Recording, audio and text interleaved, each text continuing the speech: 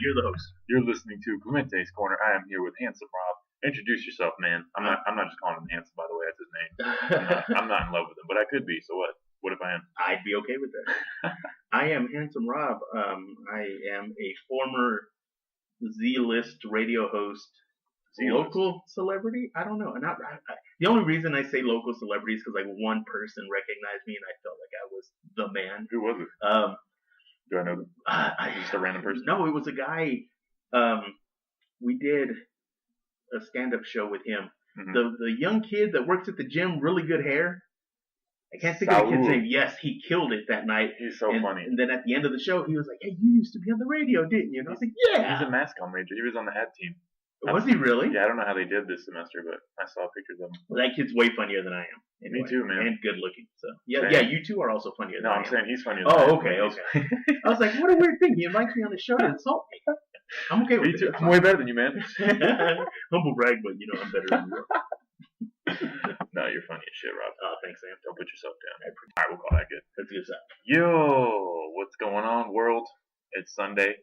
Just wanted to check and see how everyone's doing. Like I said, I'm here with Handsome Rob. He's a handsome man. How'd you come up with your nickname? Like everything else, I stole it. Yeah. So I don't. Mexicans. Yeah, exactly. Yeah, if you can't tell, I am Latino. But do you remember that movie, The Italian Job? Yeah, I never watched it. Oh, did you not? Great movie. I did watch the Italian Blowjob. It was that was like the porn parody. Yeah. Is it a real porn parody? It should be. Yeah, it definitely should be. In that movie, there's a character named Handsome Rob. And so I was working at Circuit City at the time, back when that was a thing, and selling car stereos. And one of the installers kept calling me that. So I was like, "That's funny. I'm gonna take it." Oh yeah, man, that's cool. I mean, it sounded better than like moderately decent looking Rob. So it's better than like naming yourself. Yeah, that's true. You can't give yourself a nickname because you're like oh hey, I'm Daddy Big Nuts, and it's like that doesn't work. I mean, Daddy Big Nuts. You gave it to yourself, so. Oh, maybe you should go by Daddy Big Nuts. I like that. That's my stripper name. Are you still you were doing social media for the tattoo place, right? Yeah, I still do it. Did you? Is that new ink right there? I've never looked closely. Which one? No, that's old. That's old. And I had a piece that kind of is supposed to go with it. I got to get more work done on it. Is that Hansel and Gretel and Bigfoot behind them? No, what's my niece and nephew, but I guess you can call them Hansel and Gretel. It's more like Luis and Esperanza and Bigfoot. Bigfoot, yeah. Sam Squanch. Yeah. And the alien. What's he in a car? Yeah, he's just chilling, just flying around. He got lost. Those are really dope tattoos, man. Yeah, I appreciate it. Electric Baboon tattoo. Yeah. 45th. Plug him. Yeah. Tell him what's up. At Electric Baboon on Instagram. Who's the best artist there? Let's start some drama. Oh, shit. They're both equally talented. Nice. They really are. They're good dudes. That's cool, man. How long you been doing that?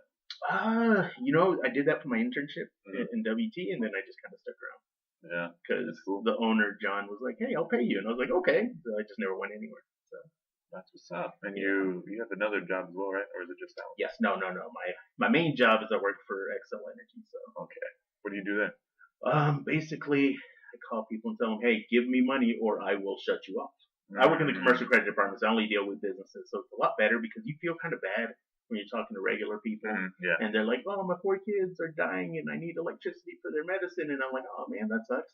But for businesses, you're like, "No, you're corporate America, ergo, F you, pay me." Yeah. So that's better. That's much better. Yeah.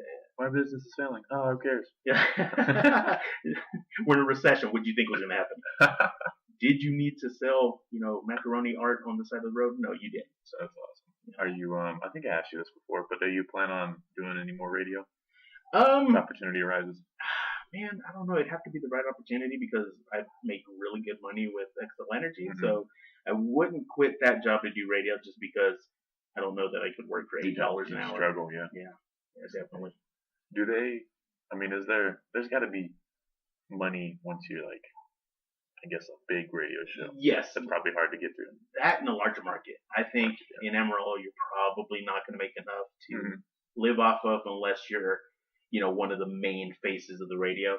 Like like a Tommy the Hacker, that Yeah. dude. And plus, I think he owns his own station now, so he Really? got money. Yeah. But Oh, people like that are gonna be okay in this size of market. But Mhm. someone like me, who's like, oh, I have dreams to be the next Kid Friday. You're not gonna make enough here to be able to sustain yourself, so you'd have to do something on the side. Yeah, for But sure, for sure. that being said, I mean, a lot of people figure out ways to monetize, podcasts and things like that. Very So true. I'm sure if you got the right amount of hustle, you could do it. Mhm. I personally don't have that kind of hustle because I was like, I'd rather stay home and watch Netflix. So Yeah, I'll figure out a way to monetize this. Yeah. Once they get more than 12 listeners, it's gonna take off. Oh man, you can do it. You've impressed the hell out of me. I mean, For what? for just like when you ran into me at a random show, and like, man, I'd like to start doing that. I was like, okay, so I kind of pointed you in a direction, and you just ran with it, dude. Yeah, man. Like, I mean, I got to give you the credit. You got me started.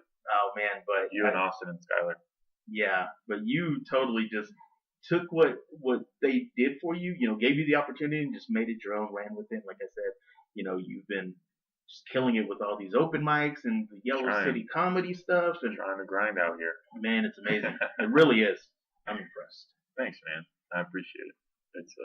It's been a lot of fun. I've always wanted to do it, and then I saw you were doing it, so I was like, hell yeah, I'm gonna go support Handsome Rob. And I should have stayed for the whole show, but I just wanted to see you because you're the only person I knew. But you did really well. No, well, thank you. Then you pointed me in the right direction. Started going to the 806. And then you got funnier than I did, and I was like, damn it, I wish I would have never pointed him in that direction. I didn't. I just do it more. You only perform like 3 times a year. Yeah, I would like to do it more, but I feel like, especially when I was doing it regularly last year, I was using a lot of the same jokes, and to me, a lot of the audiences that I would go in front of have already heard those jokes. Yeah. So I was like, I don't want to keep rehashing the same thing for the same people. So I just kind of took a break, and now I got a couple different jokes that I'm trying out. So maybe I'll try it again. That caffeinated coffee thing is coming up, so I threw my name in the hat and see what happens. Oh, nice for the one on the 26th. The show. Yeah, I'm excited about that one. Those are fun. That's a good crowd there because there's no alcohol, so they're there to watch. They're forced to listen. Yeah, they can't sit at the bar and turn around. Yeah, exactly. That's a lot of fun, but no, I get scared to repeat myself too. I try not to repeat myself at certain venues, but then you kind of have to at some point. So like I'm somewhere in the middle now because now I've started to like try to bring back older material. Yeah, and rework on it and add things to it. Well, that's the way to do it, man. Especially if you can do kind of like what you're doing and go to different places. Do Leftwoods and Urbana and Whiskey River and all these other different places because you're not going to have a lot of the same crowds there. So that's the way to do it. And you're gonna like 806 is gonna have the most liberal young crowd, and then everywhere else is gonna be like an older conservative crowd. So if you can make both of them laugh at the same material, then I think in my opinion, you're good. Absolutely. Like a Bill Cosby joke is going to be hard to pull off at 806, and yet you pulled it off. Because the last time I saw you at 806, you did a Cosby joke, and I was like, that's brilliant. Oh, Cosby. I wish I could. I think he's going out of style. I'll make fun of him one more time. I just like talking like Bill Cosby. Did I talk like him when you were there? I think you did. Do your Cosby impression. I want to hear it. So, talk to my wife, Camille. I don't know where to go from there. Oh, man. You sound like you're going to hurt yourself doing that. Well, you see, the roofies go inside the pudding pot. I don't have a Cosby. Cosby's hard to do. I've been trying to work on Christopher Walken, but I think it just comes off as weird. It doesn't really sound. And I do impressions, but I don't know what to say as I'm doing the impression. Right. How did I start off with Christopher Walken? It's gonna sound terrible now that I'm doing it on a podcast, but I'll have to think of it later. I forgot. I have to start it out with a certain word. It's like you teased. I got so excited, and then you took it away, and I was like, oh. My name is Christopher. That's all I got so far. Does that sound like him? That did. That actually did. It's gotten a lot. I've been working on it for like a week. At first, it was horrible. So do you just watch like YouTube clips of him talking and kind of? That's what I do with Bill Cosby also, and Morgan Freeman. I had to do a commercial for Dane, right? Dane Glenn. Great Dane. Yeah, Great Dane. Yeah. So he does his 80s show on the radio, and he was like, "Hey, come do a commercial for me." I was like, "Okay." And so he gives me the script and he's like, all right, I want you to do it as Macho Man Randy Savage. I was like, oh, okay. Go ahead. So I sat there and I was like, well, how does Macho Man talk? So I pulled up YouTube and I'm just watching it. And I'm like, oh, yeah, you sit here listening to the great thing. But you can't just say it. You have to talk with your hands because that's how Macho Man talks. So I'm like, listen to the great Dane's 8-bit boombox. Yeah. So, oh, man. And then the character. Oh, yeah. And then by the end of the day, you're leaving. You're like, take it easy, Great Dane. Like, you can't even go back to normal. That's awesome. That guy's such an entertainer. Oh, yeah, he is. He's really good. His show's a lot of fun. I wish I'd paid more attention to wrestling because I used to love it as a kid. And then I just like discovered boobs and sports. I just kind of fell to the side. But wrestling it's cool. I like it a lot. Yeah. Who are the big wrestlers right now? Oh, right now? John Cena retired, right? He kind of, sort of. Like, he's off making movies, so he only wrestles like once or twice a year. I still watch wrestling with religiously, but I don't watch a whole lot of the indie stuff, which I really want to because that's the big thing right now. Really? Yeah, guys like away from WWE. Yes, guys like in New Japan or in Ring of Honor. Cody Rhodes left the WWE to go to New Japan and Ring of Honor, and he's kind of just exploded. There's this faction they're called the Bullet Club, and so everybody's talking about them. Heard of them? Yeah. So you got the Young Bucks and you got Marty Scurll and all these different guys who are just killing it. But a lot of the reason guys leave to go to the Indies is because in the bigs in WWE they're making like 30 cents on the dollar for merchandise, and then in the Indies there's a website that sells their stuff and they're keeping 100% of the profits. Wow. So you have guys like the Young Bucks who are part of the Bullet Club and they're just making a killing off merch. That's so awesome. They don't have to go to the other place because they've already got all their fans buying their stuff there, and they're putting out 2 and 3 different shirts a year, and so everybody's got to have the new stuff. So oh yeah, it's big business. That's exciting. Hell yeah, man. But wrestling was always I think part of the reason why I like to do entertainment stuff is just because of wrestling. Because to me, I was fascinated about these guys who would go out there half naked and beat each other up, even though you already knew what was going to happen. It's scripted, but I mean, when we were growing up, and I say, well, you're a lot younger than I am, but when I was growing up watching wrestling like in the 80s and 90s, I'm a lot younger. It was you're how old are you? 24. Oh, jeez. I'm 10 years older than you are. That's not a big difference. Oh, yeah, it's a huge difference. I feel it. I just, the other day, I was like, oh, my hip hurts. And when I said that, I was like, oh, you old son of a bitch.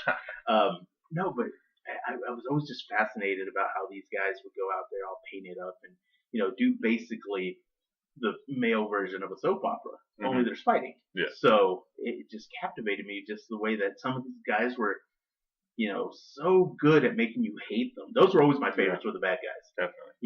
Because there was a time when Triple H was like everybody hated him. Oh yeah. But then I feel like recently he came back and he's on the good side now. No, he came back and he's still a bad guy. Oh, he's still a bad guy. Yeah. Oh. The big thing was when Ronda Rousey came to WWE.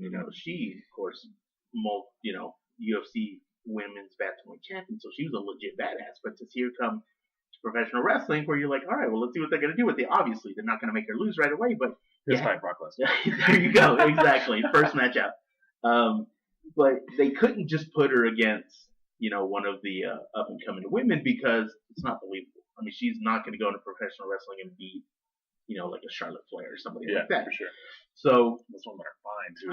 Yeah, they are. Jesus. Yeah, it's insane. It's not like women wrestlers from the 80s who look like dudes. Yeah. It's crazy.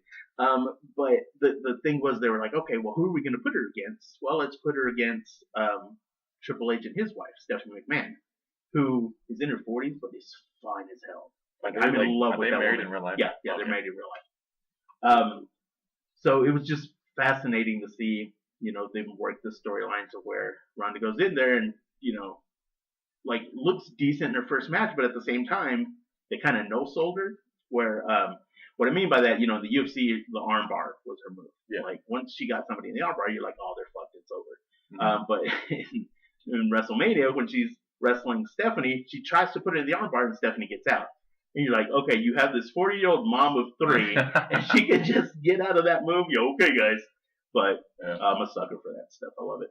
That is cool. Yeah. That is cool. So, has she had any other fights now since, or is it just WrestleMania? Not on TV, but they're doing their European tour right now, and she's done a lot of matches over there. And from the short clips I've seen, she's doing pretty well. So, but she's a natural athlete, so Yeah, you kind of figure she'd take to like a. And she always leaned more towards wrestling. She couldn't stand up. Yeah. Now without getting knocked out. Oof! Did you see her last couple fights? That was brutal. violent. Yeah. I feel like she needed that though. She needed to be humbled. Yeah, a little bit. She thought she was hot shit. I was like, just wait, lady. Yeah. Oh no, she still thinks she's hot shit. She did an interview recently where she said that she didn't talk a lot about her losses because she didn't feel like she had to because it's a privilege to hear her speak. And I was like, oh damn, really? Wow. She went full diva on that. She went Mariah Carey status. I mean, it was legit diva. She's probably trying to play a character now. I like. Oh, I know, right? I like how Brock came back with that like UFC persona in the WWE. Yes, that's pretty cool. That dude's just a monster. Oh man, it is unreal that people like him exist. It really is terrifying. Yeah. Could you imagine running into him in a back alley? You're like, here's all my money. Would you like me to suck your dick? Because I will. Like that David and Goliath story. Yeah. There's probably just a Brock Lesnar size dude, and everyone else is like 3.5 feet tall. Exactly. Well, there's rumors that he's going back to the UFC. Really? After his contract's up. He just re-signed with the WWE, but there's no word as to how long the contract's for. Mm-hmm. So I imagine before the end of the year, the UFC will announce something with him because they need like these big stars, since a lot of their big stars aren't fighting. John Jones isn't fighting, Conor McGregor isn't fighting, Ronda's gone. Do you think McGregor's gonna fight? Is he gonna fight Khabib? You think? I don't know. That's a good question because he kind of messed up with the whole dolly through the window thing. But what's funny is they can't get rid of him because they need him so much. They need him bad, especially with Bellator. Bellator is growing big now. Yeah, Bellator's doing some really good things. And there's a lot of free fights you can get now. People don't even want to pay for views anymore. Yeah, there's an organization out of Asia called One Fighting Championship, and they have some legit good fighters there. Well, they just released an app where you can watch their fights for free live. Wow! So to me, it's brilliant. The app is really easy to use, and I mean, it's like next level stuff. I think they're gonna blow up here in the next few years. That's what's up, man. Free content, people respect it. Yeah, podcasts, everything else. Advertising, man. That's where the money is anyway. Yeah, very true. Not the $5, people are gonna pay for the subscription online. You bring the eyeballs, and then you sell them Abercrombie and Fitch or whatever. I don't know if that's still popular, but somewhere in Asia. Somewhere in Asia, there you go. I always hated that brand because they didn't sell fat guy sizes. So like I would never cool in school because I had to buy clothes from like JCPenney. I could never afford it anyway. for lighter kids, Yeah, there you go. There you go. No, fat kids had to wear a Big Dog brand. That was really when I was in school. That was really big. You saw the big kids wearing Big Dog. I've never even heard of that brand. Have you not? I don't think so. Yeah, that was mid-90s shit right there. Nice. Hell yeah. I don't know. I was too big for my clothes. Were you? Yeah, because I grew fast. I mean, I've always been tall, so I never really had like a growth spurt because I was always it was like a constant thing. But so like 3 years old, you were already 6 foot. About hitting the ceiling and whatnot. You walk into pre-K and they think they think you're the teacher. Yeah, sir. You just start crying. I need that dog. That's funny. Speaking of John Jones, I think he's supposed to come back, right?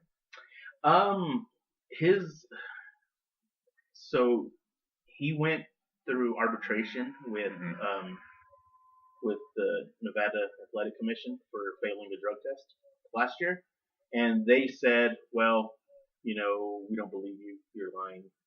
We're going to suspend you for a year. Now, this is retroactive from when the infraction took place. So that was in July. So theoretically, July he should be eligible, but USADA hasn't issued their fine or penalty yet. So it's possible that they could come back and give him more time. So yeah. Oh, he messed up. He messed up big time. Yeah, it's retarded, man. I don't understand that at all. Because he passed all the drug tests except for the day of, is what it was. Yeah, I think it was the day of. Ridiculous, man. And the thing that he failed for, this is what blows everybody's mind. He failed for, I don't remember the name of the steroid, but it was a steroid that was really big with Olympians in the 80s.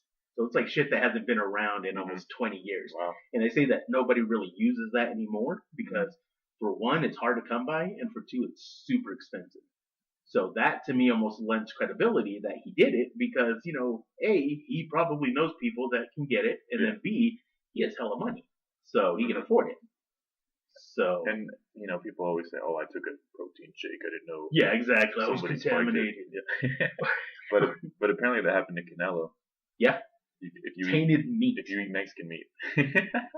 Unbelievable. I was like, no, that can't be true. And then I was doing research, and apparently last year, like I think 4 or 5 other fighters from Mexico failed for the same thing. Really? So I was like, oh, that's got to be legit.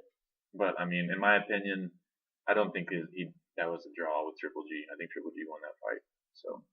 Really? Because I thought Canelo won that fight. Really? Yeah, I thought Canelo got robbed. Because I was going for Canelo, but I was like, man, Triple G is like taking it to him, like he's winning every round. Like I think Canelo won maybe 4, maybe 5. Yeah. But I just think Triple G controlled the fight a lot better. I thought a lot of the rounds were super close. So there were some close ones for sure. When they said Triple G won, I wasn't surprised, even though I felt Canelo won. But he's good. Triple G impressed the shit out of me. Good. They just fed him this last guy that he fought. I can't think of the kid's name. Yeah. Destroyed him. Yeah. It was not pretty. Yeah. Triple G's good, man. I thought Canelo was gonna beat his ass. Yeah. Canelo's good, and he struggled. So I've never seen him struggle. I mean, he struggled against Mayweather, but he didn't really take any damage. Yeah. He's just swinging. Mayweather actually impressed the hell out of me in that fight because Mayweather, as a rule, isn't aggressive, but he was hell of aggressive against Triple G. Or not Triple G, but Canelo. Yeah, like the first couple rounds, Mayweather did what Mayweather does. He kind of just bounces around, just kind of trying to get a feel for the guy.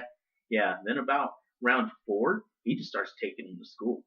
And it was like a Mayweather you hadn't seen in a while, So it was crazy. What do you think about all this nonsense about Mayweather potentially doing MMA? I don't think it's going to happen. I don't think so. It's all hype. But they're saying if the fight does happen, all you can do is punch, no kicks, and you can clinch, but there's no takedowns. Like, what? Then don't do it. It's basically boxing without shoes. It's ridiculous. Yeah. That's ridiculous. I think. But McGregor, if he got him in a clinch, could mess him up. Oh, yeah. For sure. Because he was getting his back and everything. I mean, it's illegal in boxing. But not in MMA. Yeah, MMA, he would have tore him up. Oh, yeah. He's easily got 20 pounds on him, like naturally. Oh, yeah. So. Definitely. Because Conor cut a lot of weight to get to 55, and I think at that fight they fought at like 48. So, he had to cut extra weight to get down to that. So, I don't know. I think from a promotional standpoint, it would do great, just like the boxing match did. Yeah, it would do great. But from an athletic standpoint, there's no reason for Floyd to do that. Not at all. That guy's made over $1 billion in his boxing career. He doesn't need more money. I mean, he's fine. He might blow all that. And by 2023, he's like, I need some money. I need some money. Connor, come here. So I'm going to Vegas in July to go to UFC 226. Who's in that one? Daniel Cormier is fighting Stipe Miocic. So it's the heavyweight champion versus the light heavyweight champion. And both of those are like 2 of my favorite fighters. I love Stipe. Yeah. Oh, he's the man. I like Cormier too. Have you heard him commentate? Yes. He's a naturally great commentator. He has a podcast. That's really? Fantastic. I'll have to look into that. Him and the guy that... He's very likable. Yes. Super likable. The guy that started Zappos. It's like a shoe company. Yeah, the guy who started that company does the podcast with Cormier. They're really good friends. So it's really good. But when I go to Vegas, I was kind of thinking about it. I was like, Floyd Mayweather has a strip club there in Vegas. So I was kind of thinking about going to it just to say I've been there. But then I was like, it'd be my luck that I'd run into somebody I know. Because that's always the worst when you go to a strip club and somebody you know is there and you just got to do this. You cover your face. You're a grown man. I know, but I still get paranoid that like my mom's gonna find out or something. I'm freaking 34 years old. But at the same time, you're like, you're in here too, dude. Exactly. The last time I went here, which one did you go to? To Cassidy's. Is there another one? I thought they all shut down. No, I thought maybe it was a while back. Oh no, this was recent. Don't tell my mom because I know she listens to your podcast. But is your mom a fan? What's her name? My mom. Yeah. My mom's name is Mary. Mary, thanks for listening. Love you, love and respect. He doesn't go to strip clubs at all, moms. But I ran into a girl that I knew from high school, and and And she was dancing? one of the dancers. Ooh. Yeah. I was a senior when she was a freshman. Did she have a C-section? Could you see it? I didn't look, but it was an awkward. Did you feel disrespectful if you looked at her breasts? A little. Yeah. But it was one of those things where I was like, because I feel naturally awkward in those places anyway. I do too. So most of the time I'm looking at the floor, I'm looking at the TV, something I don't like want to make that. eye contact because I feel like I have to give them money. It's the same rule with homeless people as it is strippers. Just don't make eye contact. That make me a bad person. I got yelled at by a homeless dude one time because I locked my door when he was walking by, and I was locking it not because I saw him, but because I'm just naturally paranoid. I was like, I don't want to get carjacked, so I always just lock it. And this dude, I guess, sees me lock it and stops in the middle street because he was walking to the crosswalk. I legit didn't see him, and he hears. I don't know how he's got super hearing. Crackhead. Yeah, he's got that crackhead. Do crackhead have hearing? Yeah, man. They got all kinds of things. It's like they get extra senses, They get like super strength. It's like Daredevil, but they can see. Well, he daredevil the shit out of it because I hit lock and he looks up to me and starts flailing his arms and screaming. And I'm just like, I didn't know what to do, so I kind of did one of these. So like he was my sensei or something. So I bowed to him. I don't know. I have this weird thing about bowing out of respect. And you would kill in the Asian world. I would. Oh, I should have been Asian. When I laugh, people tell me I look Asian. My eyes go swollen. It's not too late to be Asian. Oh, is it not? Is there like some kind of procedure I can have? No, just tell people you're Asian. Well, I mean, I already got a tiny dick, so no. But so this homeless guy just starts like flailing his arms, and then he finally walks away, and I didn't know what to do, so I just kind of flipped him off when he wasn't looking and drove off. So nice. Yeah, he deserved it. No. But the stripper. Yeah, nice, the stripper. So she sees me, and whenever someone calls me Bobby, I'm like, oh man, they know me. Because like nobody else calls me that outside of my family and people I knew growing up. So she comes over and starts talking to me for a second, starts trying to show me all of her strategically placed tattoos. So I was like, well, this is awkward. How do I get her to go away? So I was like, here's some money. Like I don't know, like maybe that's why she's talking to me. But I was like, I think she feels obligated to grind on you, right? Well, she didn't. Thank goodness. That would have been very weird. But because like when I looked at her, I still see the nerdy, French horn girl from band instead of this all dolled up stripper girl. Did she bring that French horn out? No, she didn't. I wish she would. Oh, could you imagine? That would have been a hell of an act. Yeah. Like she's on that pole with the French horn, blow into it, make beautiful music with the vagina. I would pay to see that. So I think I had I know a website, naughtyhorns.com. So I handed her I think I had $23 in my pocket. So I was like, here you go, and just kind of shoot her on her way. And then I think I didn't stay that much longer because in my head I was like, oh, my mom's gonna find out, so I need to go. My mom knows I'm here. My mom knows. Are you at a strip club right now? The first time I ever went to a strip club, I went home because I was still living at home at the time, and I walk in the door and everybody's asleep. And so I was like, all right, cool, I made it. I'm successful. So I go to sleep, and then I wake up, and my parents are having breakfast in the kitchen. I walk in the kitchen. I was like, hi, guys. And my dad asked me, hey, what time did you get in? I was like, about 2:30. And my mom just looks at me with these wide eyes, those mom eyes. And she's like, you were at a strip club, weren't you? Like, there was no way she could have known that at all. Like, I didn't have, like a big old sticker that says, Cassidy's on it or something. Or that glitter on your face. Yeah, I didn't have, stripper breath or anything. So I was just like, oh shit, she knows. So my reaction was to kind of just smirk and go, wouldn't you like to know? Which was a dead giveaway. It was confirmation that I was there. So she didn't talk to me for 3 days. Wow. I did do a lot of Hail Marys. It was embarrassing. Your mom's not into strippers. She is not. In fact, I think she's kind of close-minded. It's okay. I've never told my mom I went to a strip club. I don't know what she probably would make a big deal about it. No. Does your mom listen to the podcast? She has a couple times. Okay. Well, you better hope she don't listen to this one because you outed yourself. Well, she listened to one that was that we talked about eating ass on, and she was like, "That was disgusting. I don't ever hear it again." So I think I'm good now. That's true. I would think that's a little bit worse than the strip club. Yeah, a little bit. I didn't eat ass at the strip club. Okay. I'm not a monster. But I have been to a strip club buffet, so no, I haven't. But it'd be interesting. I don't know. I don't know how people can do that. I wouldn't be able to do that. I think they used to serve steaks at what was the Jungle? Jungle? The Jungle, yeah. I've never seen that, but I wouldn't eat that. Oh no, at all. Fun fact: people who worked at Excel Energy used to get in free at the jungle. I never went and did it, but a lot of my friends would. You would just go and show your ID, your badge, and they would just let you in. I was like, what a interesting incentive to work for Excel Energy. Somebody told me that when I worked at Affiliated that we could do that, but I never tried it. I heard that the ladies at the jungle looked very animal-like, so that's why I avoided it. Very jungly. Very jungly. Yeah, I'm not. No offense to your friend, but I just haven't been impressed by the assortment of strippers here locally. They all just look like regular people, you know. Oh, you were expecting like internet level. Yeah, I was expecting strippers. Like the fake breasts and then just a nice body, the nice build, you know. I go for the conversation. So. Yeah, those are hard to have with a vagina on your face.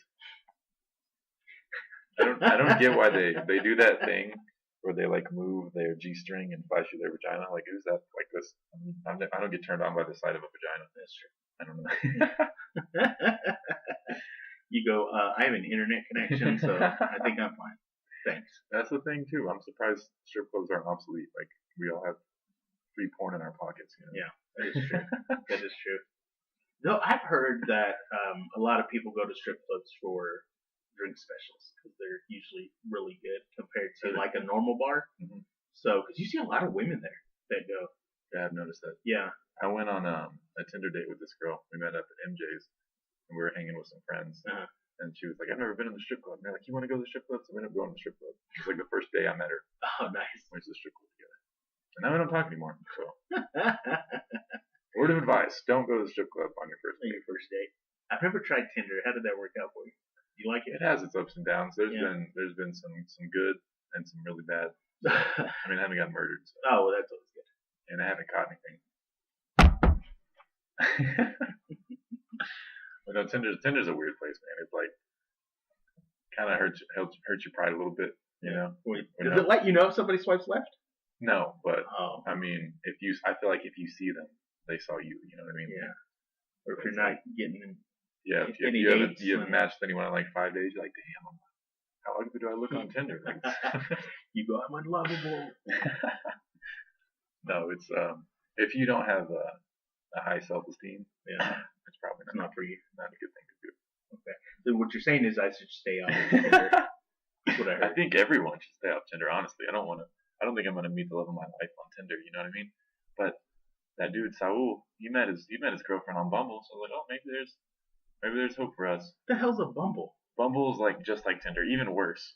Worse on your self-esteem. Bumble fucks me up mentally, because on Bumble, you the woman gets to dictate everything. Right. So you can't message first. Oh, they have to message. Yeah, you can't send unsolicited dick pics or anything. Like they start the conversation. So they can send you dick pics. Yeah, if they want, if they have a dick. Wow, that's weird. And but anyway, like I'll match with someone and then be like, they have 24 hours to message you. And they don't message me. Like, what? They just look at me like, oh, I made a huge mistake. You know? So that one's worse because I don't ever get matches on there. No. Like, nobody's interested. I've just resigned myself to the fact that I'm gonna die alone, but I'm okay with it, so it's fine. I have a lot more money. You won't die alone. No. Oh, you propositioning me? Proposition, yeah. Okay. Some wonderful woman's gonna see your tattoos and your lovable smile. I think that's the man for me. Mm-hmm. I love Superman and wrestling. Let's hook up, bro. I just need to carry you around everywhere with me. So I'll be like, Matt, tell her how cool he is. He's the coolest. You know what you should do is do like a Tinder date podcast. Like for your date, bring them here and then do a podcast because that would be interesting. Could you imagine? Oh my god, that's genius. Isn't it though? I'm gonna call that girl. Yes, call her and be like, hey, or not even her. Do some random new Tinder do a person. random one. Yeah, you got to do the very first date, the very first interaction meeting on the podcast. Boom. There's a couple people I matched with that I haven't messaged yet. Like, hey, you want to be on a podcast? Well, you don't tell them up front. You bring them here like you're gonna do, romantic dinner, and then you just be like, oh yeah, by the way, bam, microphone. Yeah. They just got to be outgoing, and except for like most girls. I don't like the sound of my voice. I don't want to hear myself. Just tell them you can fix it in post. It's fine. What are we supposed to talk about? Yeah, that's what everybody asks. Yeah. we're going to talk about whatever we want to talk about. Yeah, exactly. Tell her that you will give her softball questions, meet her by the hand, and make her sound intelligent. Even if you're lying, just tell them that to put them at ease. I'm going to destroy them. I'm going to destroy them mentally and emotionally. So, tell me your feeling on Muslims. Could you imagine? Oh my goodness. That's a great opening question. And this is Texas, so that can go way bad really quick. Go any direction. Yeah. Any direction at all. Those dadgum Muslims are ruining this country. Taking our jobs, probably. I don't know. Go Trump. I feel like Trump gets a bad rap. He does. He does. Like, don't get me wrong. He's done. I mean, he does dumb things. He Yes, deserves, exactly. He deserves it. Exactly. Like half of the stuff he says, I'm just like, why? Why? You should know better. But I don't feel like he's done just a horrible job. I mean, he really hasn't done a job, period, because like he spends half his time golfing anyway. Mm-hmm. So I was like, you haven't really given him a chance. I mean, I know it's like I think everything that he's passed has been positive. Right. I mean, just from my perspective, just because I've always been on the conservative side. Mm-hmm. So I mean, if I was liberal, I'd be like, oh, he's Hitler. But like the things that he's doing, like I agree with for the most part. Really? Maybe not like the policy wise. Right. Not the shit that comes out of his Twitter. Because you can tell he just sits and watches Fox News all day. Just look at you, he's like, what did these sons of bitches say about me? Like, he looks like the type of person that's very concerned with what people say about him. He definitely. Yeah. And that's the thing. That's why, because his whole life he's been a billionaire. Like, no one's ever talked shit to him. Yeah, exactly. Until like 2015, you know? Oh, he's running for president? But yeah, it's wild.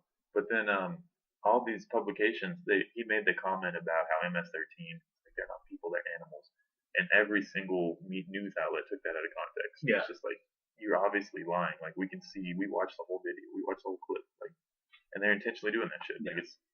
Like, that's why he calls you fake news, you fucking assholes. Like, you just proved him right. But I don't know. It's a weird place for journalism today, and politics. Oh, it's a crazy time to be a journalist. Absolutely. They're trying to have like these certain laws that protect journalists revoked, so that way you can sue a journalist for things that they say. It's like, that's crazy. That's a slippery slope, isn't it? Yeah, absolutely. I find it fascinating. Like, going to turn into the UK. Exactly. Get arrested for having a Nazi dog. I could not believe that. Oh man, that story. I don't know why it just made me laugh so much. I was like, this poor man thought he was being funny and ends up getting arrested for it. That is sad. And then there was another guy. I think he like flipped off the camera. He was doing something else, but he drove by one of their cameras and flipped him off. And then he ended up getting jail time as well. Oh God. Watch your fingers. What's crazy is I watched a cop show. It was basically cops in the UK, and they have I think it's called C-SPAN or CCTV, but they have cameras out open, just watching everything. Yeah, and you can see the cameras like plain as day. They're everywhere. They're all over the place, just like Big Brother Ultimate. And I know we have that too with our cell phones and everything, but we're like, it's just crazy to me how discreet the United States is about it, and how in your face England is about it. They say, we're watching you, bro. Like, before they even commit a crime, they will go and grab you. Like, if they see a guy about to throw something, his ass is on the ground. Like, he didn't commit the crime yet. Well, they say there are more cameras per capita in like London than there are people. Like, it's ridiculous how many cameras are there. Bro, that's scary. That's 1984. Yeah, it's already here. Ridiculous. But at the same time, could you imagine the kind of shit they see? Like, could you be one of those guys that just looks at a monitor all day? You're just like, oh, well, that was weird. Oh, look, dead body. Oh, look, guy pooping on the side of the road. Yeah, I mean, you would see some crazy stuff. Yeah, see a lot of car sex. You record it and sell it on your website. Yeah. Like, if you look at this angle, you gotta squint one eye, but that's a boob. But I wonder, like, how the citizens feel. Do they feel like more safe, or do they feel like violated? You know. But they also don't have the same mentality we have, or like freedom. You know, they've never had that feeling. Not that they're slaves, but they're too busy worrying about the royal wedding. Yeah, everyone keeps talking about the royal wedding. I don't even know who was it. Prince Henry, Charles, one of the two. The one that looks like Carson Wentz, right? Yeah, it was. It was Harry, Prince Harry. He's the ginger. He was like the bad boy of the brothers. Was he the one that was like in the army or whatever? Yeah, he's a major, I think, or you got a nice little brown thing. Yeah. Got some brown sugar. That's awesome. She was Get some diversity in that royal family. She is the first American to have the title of Her Royal Highness. So that's awesome. Let's see. I mean, that's see if she can break it up from the inside. Yeah, tear it all down. Tear it all down. You got an informant in there. She's an actress. Meghan Markle is her name. Yeah. Somebody tweeted something like the second phase of the American Revolution has just started. That's brilliant. It really is. Oh man. But like apparently her dad got asked to leave by the Queen because he was selling pictures to the tabloids. Oh. Yeah. So I was like, you're kind of starting off on the wrong foot there. I thought you were gonna say because he was black. So but that too. It's better than I expected. No, I find like British people are more tolerant than we are. Are they really? Yeah. I always wanted that because I always thought like other countries would be more tolerant, and then I watch soccer around the world, and they're fucking not. But that's different. That's any sport, though. Yeah, people take their sport seriously, man. Yeah. Yeah, like if you walk out into a crowded area here in town and go, Cowboys suck, you're probably gonna get punched in the face. Mm-hmm. Yeah. There's a lot of Cowboy defectors now. There's a lot of Bronco fans here. Yeah. Ton of them. Are there really? Yeah. I hate every single one of them. I went to school with a lot of Broncos fans. Did you really? Yeah. Half of my family is Raider fans. Oh yeah. But they're all around the LA area, like Fresno. Oh well, that makes sense. Yeah. I thought you were gonna say they're all in jail. Yeah, half. Most Raider fans. Half of the half. Oh snap. No, nobody over there likes the Chargers. I thought that was interesting. Really? I didn't see anybody like it was either Niners or Raiders, and everyone's like, "Poor Chargers." Well, I feel that way personally, just because I'm a Raiders fan. And Chargers are garbage. So I was disappointed with the Raiders last season.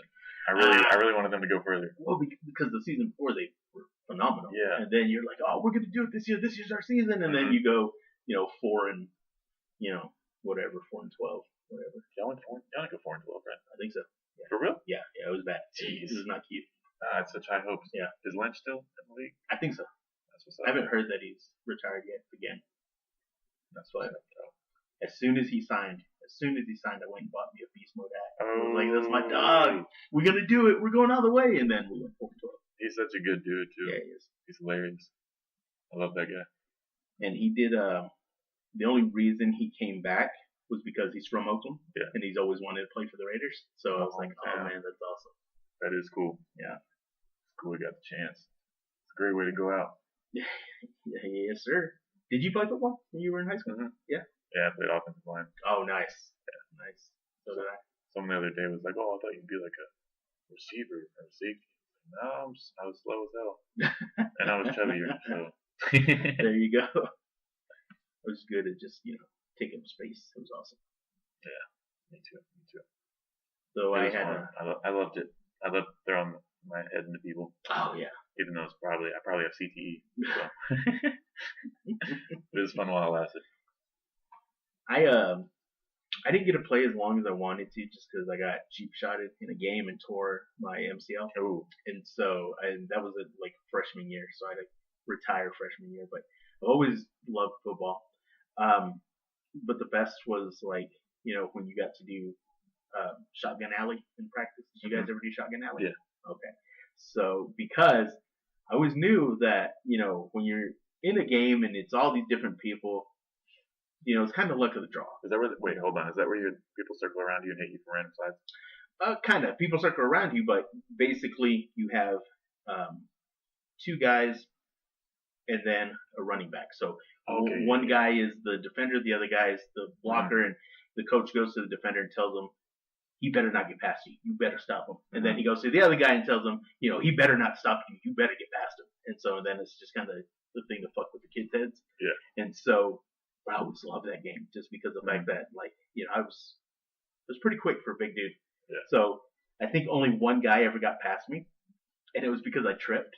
I kicked the back of my heel when I ran, like a big lumbering idiot. I fell down. And so, but one time I was going against this guy, and he was a lot smaller than I was. So in my head was like, maybe I shouldn't go, full board because I'm going to kill this kid. And I was like, oh, fuck it, I'm going to do it. And so I hit him, and I knocked him out of one of his shoes. and he hits the ground and starts crying, and I was like, ugh, I probably shouldn't have done that, but because he was a little bitty guy, so I kind of felt like a bully, but at the same time I was like, ha, bitch. Yeah. So I kind of ego boost for myself, and at the same time I was like, oh dude, I'm sorry. That's funny. I didn't have the mentality for football. It was too nice. I felt the same way. We did drills similar to that. We do like one-on-ones against the defensive linemen, and those were fun because our defensive linemen, they were dumb. Like they were strong, they were good, but they were dumb. Like I'd always beat them. Yeah. These guys were retarded. It was a lot of fun. It was a lot of fun too. Like when they'd stand straight up and just be able to knock the shit out of them. Yeah, it's great times. Oh, good time. I miss hitting people in the knees. Oh, yeah. Flipping people was a lot of fun. It was jerks like you. I couldn't play after freshman.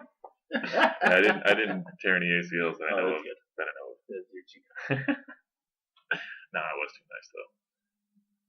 I didn't really do any dirty shots. I should have. I always fantasized about like being a dirty player, but then when I got down to it, I was like, oh, hi everybody. You guys want to go hang out after this? Want to be on my podcast? Get aspirations. Pizza party. Did you hear about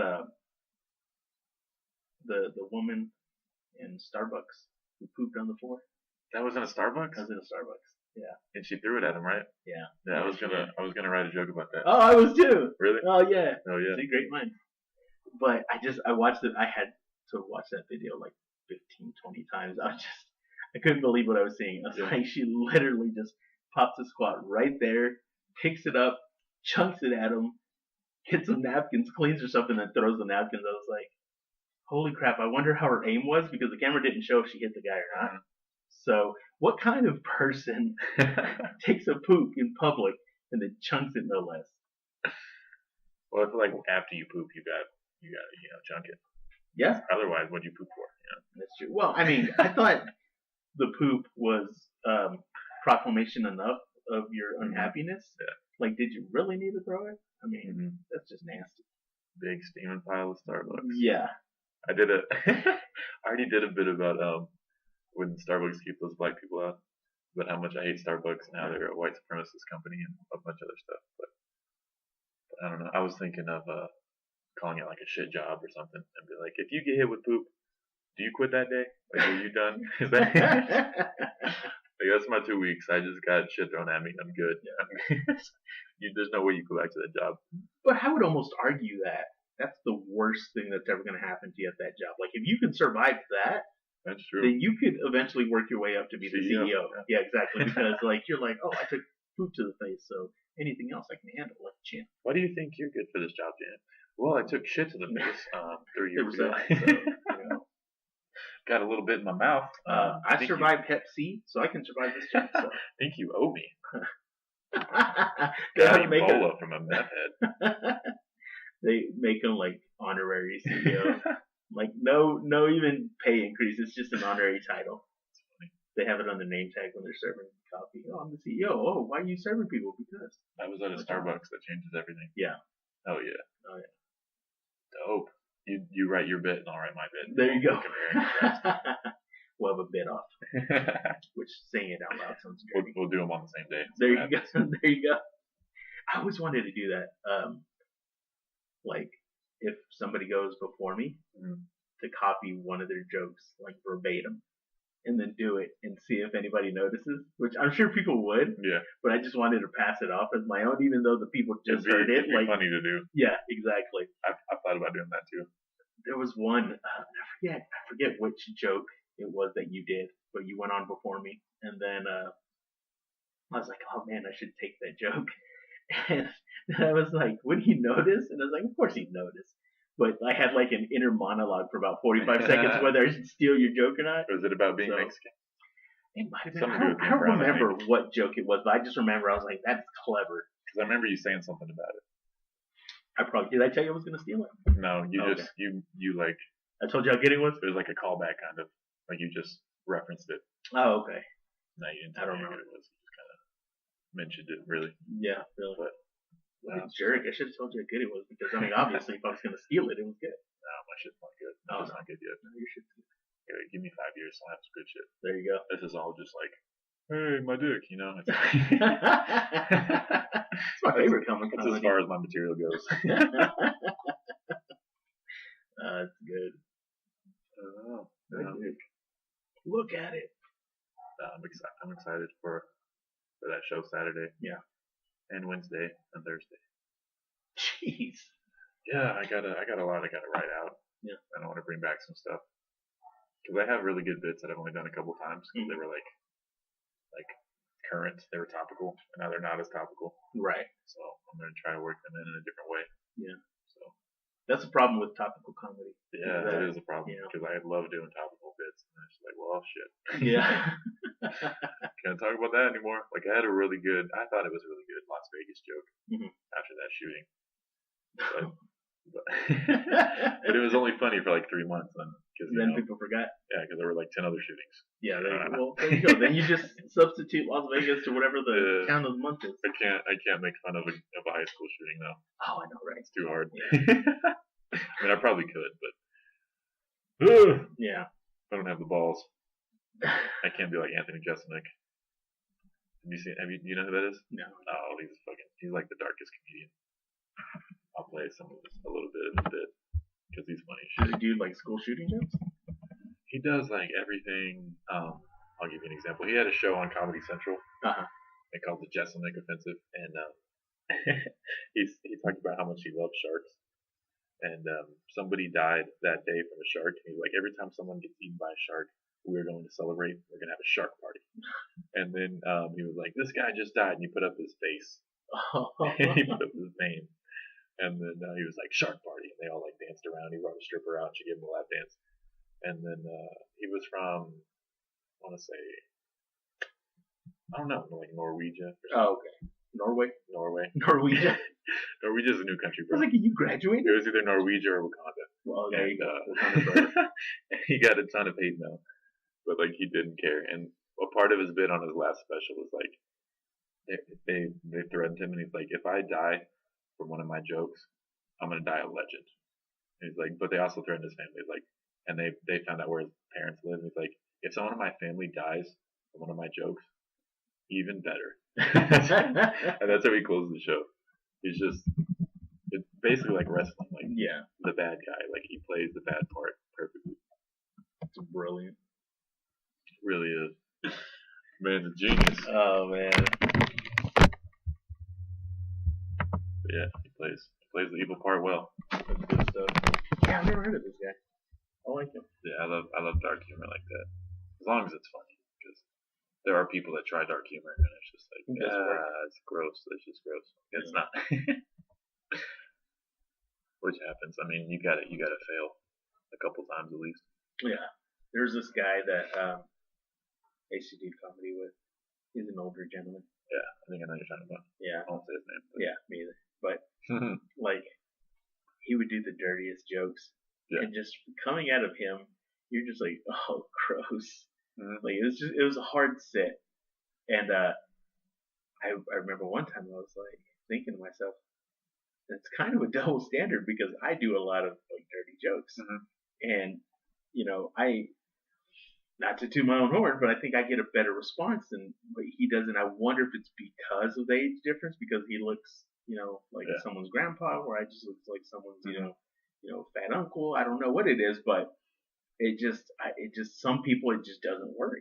Yeah. So I think at that point, when it doesn't hit, you got to find, a different avenue. Absolutely. Yeah. Because if you don't, and he would do the same jokes over and over, kind of like the issue that I have, where I do a lot of the same stuff. So I would hear, there was one point where I heard those same jokes, like, 3 times in a row. And I'm just like, bro, it didn't work the first time. I mean, you gotta, branch out.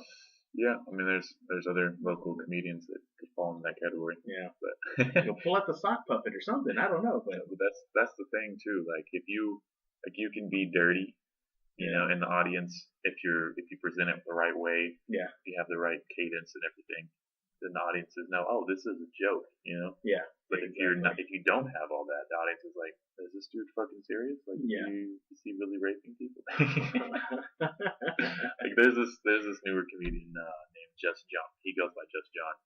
His name's John, and he was like, because I like doing rape jokes. I think they're fun. Which is probably They're fun. they are what they are. They're fun to me. But he was gonna say like, I'll do. He was gonna say he might do a rape joke up there, and I was like, dude, I don't think. I think everyone would like take you serious, because he hasn't. He's still pretty new. He hasn't like learned to use his voice really. Yeah. So he just gets up there and he's like, "Hey guys," so if you tell a rape joke in that tone, yeah, like people are like looking at you side eye, like, ooh. Yeah, it's all. They got their whistle ready. It's all about how you present it, man. Oh, absolutely. Presentation is like 90% of the job. Definitely. I've kind of wrestled with trying to do, like, I guess, cleaner comedy because my dad wants to come watch me, and I keep making excuses why he can't because I know the jokes that I'm going to do, and I was like, he won't like this. So, because my parents are super conservative, my mom's from Mexico, and my dad is super Mexican. He's from Texas, but same thing. Yeah. Same place. Yeah. So, like, and I want him to come see me, but at the same time, I was like, man, I gotta find like a way to present these jokes to where they're funny, but still, I'm not saying the F word every 5 minutes because that's kind of my go-to word. It's a struggle to not say it. Yeah, exactly. I've gotten better. Like I go back and listen to my podcast, and I've gotten better at not saying it. Really? Because I've heard a couple, and I'm just like, why did I say fuck every 2 seconds? It wasn't necessary, and in my head, it was. At the time, definitely warranted. But I don't know. I'm gonna see about maybe trying to do the one at Urbana, trying to do it clean, trying to do it without any cuss words, because I think that can still probably make it funny without the cussing. Yeah. So I mean that's Jerry Seinfeld's whole thing. Yeah. He said he had a joke, but he used the F word once, and he felt like he needed it, and it's like it didn't. How did he word it? Like it was part of the punchline, and it didn't feel right to him. Yeah. We feel like he should be able to be funny without needing to say the F word or whatever. But I don't know. Sometimes it's just a great. It adds a great feeling to the joke. Yeah. In certain ways. That extra oomph, and at the same time, I think it's also used to seem more relatable. It's like people in general just cuss. They do, and so you see somebody up there talking how you talk, and you're like, oh, he's just like me, So I don't think that's any of the bullshit why I do it. I think I do it just because I cuss. Yeah. So I'm trying to be a better person. I'm trying to evolve as a comedian. It's honestly way more impressive to be a clean comic. Yeah, definitely. You have to work twice as hard. Oh, definitely. And I don't write my jokes down. Really? I write down an idea, and then when I get there, I just kind of make it up as I go along, which I think it would probably be a lot better if I wrote it down. It's impressive. Because some of my stuff is very, like, because I went back and listened to something that I'd done, and I was like, oh, that was rough. Like, could you imagine how it would have sounded if I spent, a day or so writing it out and kind of rehearsing it? So, I write out every detail. Do you really? Yeah. And then I rewrite it, and I try to touch it up. And then when I say it, I trim the fat as I say it. Right. So it's like I'm not gonna recite these whole 2 pages with this 1 minute joke. But I think that's my fear. My fear is that if I write it out, then I'm not going to be able to do it without reading it, and then it's going to just fall apart. So the first time I do it, I will I'll have some extra stuff in there. I'll be like, that wasn't really necessary. So I'll trim it after that. But nice. Yeah, I think I've gotten pretty good at trimming it down after I write out. But writing out everything just makes it easier. You find more avenues they didn't think of. Yeah. So just keep writing. And I think part of it, with me anyways, I have no delusions of grandeur. I know I'm not gonna, make it huge as a comedian, and nor do I really care to. I kind of do this as just something to do, just for funsies. So I think that's also why I'm not really pushing myself to be the best comedian that I can possibly be, because I know at the end of the day, I've always said once I do one away game, then I'm done. So what do you mean by that? I want to do a set out of town, like doesn't matter where, Lubbock, Austin, Dallas, just out of town, just where nobody knows me. And so once I do that, I think I'm just going to call it quits, just because I will, check that off my bucket list, as a traveling comedian, and then just call it a day. So nice. Well, we go to Lubbock all the time. Do you really? Yeah, we have been going like once a week. Oh yeah. I see on that Facebook page. Yeah. You guys are always talking, and I like want to go with you guys, but I'm at work, and so it's like, I can't go. But maybe one of these days I'll go with you and call it quits. Yeah, the scene there's cool. They probably have like twice as many comedians we do, and they have this thing called Lubbock Laugh Off, where they do like it's a competition between 6 comics, and they do like 2 to 3 minutes of material, then they do like I don't know whatever amount of time of improv, which I've never done improv before. That'd be fun. Yeah. And then they have a roast battle at the end, and then the crowd chooses who won. Oh, nice. Yeah. So I'd love to do that. I'd love to be in a roast battle, man. Yeah. I feel like I could do well. See, I think I'm too sensitive for roast battle. Second someone starts making fun of me, like, I love want to do this. I love when people talk shit to me. Yeah, I do too. I kind of feed off of it. Exactly. Yeah. It's great. Yeah. One day I'll be there. Oh yeah. And if you do, let me know. I'll go watch it. Hell yeah. Yeah. I don't want to participate, but I want to watch the shit out of that. I'll call you out in the crowd. Oh. I'll be like, I know him. He just made fun of me. It's great. No, Lubbock's cool. I feel like some of the Lubbock comics don't like us, but maybe it's in my head. Really? I might just be paranoid. Sometimes I get paranoid like that. Yeah. I feel like people don't like me, but they're just like, no, I was just busy. No, okay. Like, do you just feel that way because they don't come talk to you, or why do you feel that? Yeah, that way, and then like I've invited them over to like come perform with us before. Yeah. No response, and then Skylar posted in there, like, hey, I'm trying to do a show for Mo Alexander. He's coming through. What's a good venue for you guys to set up? And then like 30 people saw it. Nobody responded. Yeah. I mean, somebody responded like 2 days later, but it's just like, the fuck, guys. Like, do we got beef? Like, you just think you're better? Like, I don't know what it is. It might, like I said, it might be in my head. Maybe they're just busy. I don't know, but I get a feeling that they think there's some kind of animosity. Yeah, there's something there. Well, because I feel like Lubbock, like just the town itself, thinks it's the Dallas of the, of the area. Yeah. So a lot of people that, because I grew up in Littlefield, which is right outside Lubbock, so very familiar with the area, and so I've just always kind of felt like, the people there think they're hot stuff. Not if you have any listeners from Lubbock, I'm not talking about you. Relax. I'm saying Lubbock in general. So I don't know. Maybe they're kind of standoffish just by nature, but yeah, I mean it's okay. I still have a lot of family that lives there. Yeah. So. No, there's definitely some good comics over there. There's some good guys that are nice and everything. Yeah. So, cool people. But yeah, I get that feeling in Lubbock too. Like I was there last night. They just kind of have a different vibe a little bit. Like, yeah, a little bit. Less of the small town feel, I guess. I don't know how to describe it. Yeah, and I think because of Texas Tech also, you get a lot of people who aren't necessarily from Lubbock, but live in Lubbock, so kind of douchey. They kind of bring their I wasn't going to say douchey, but now that you mention it, they kind of bring their own, attitude from wherever they're from. And, Yeah. I was talking to my friend last night. He lives in Lubbock, and I was like, yeah, there's a lot of more like diversity here. There's a lot more like Asians and Middle Eastern people, but then there's also a lot more like cliche white people, like the cliche frat guys. There's like 100 of them in every room. And just like all you guys look exactly alike. The dude bros. The dude bros. Yeah. They run in giant flocks. It's crazy. Be a gaggle of bros. Gaggle of bros. Yeah. Gaggling each other's. Never mind. It's too far. That was my band in high school. Gotta keep it PG. Oh yeah, exactly. It's a family show. Gaggle of Bros was your band in high school?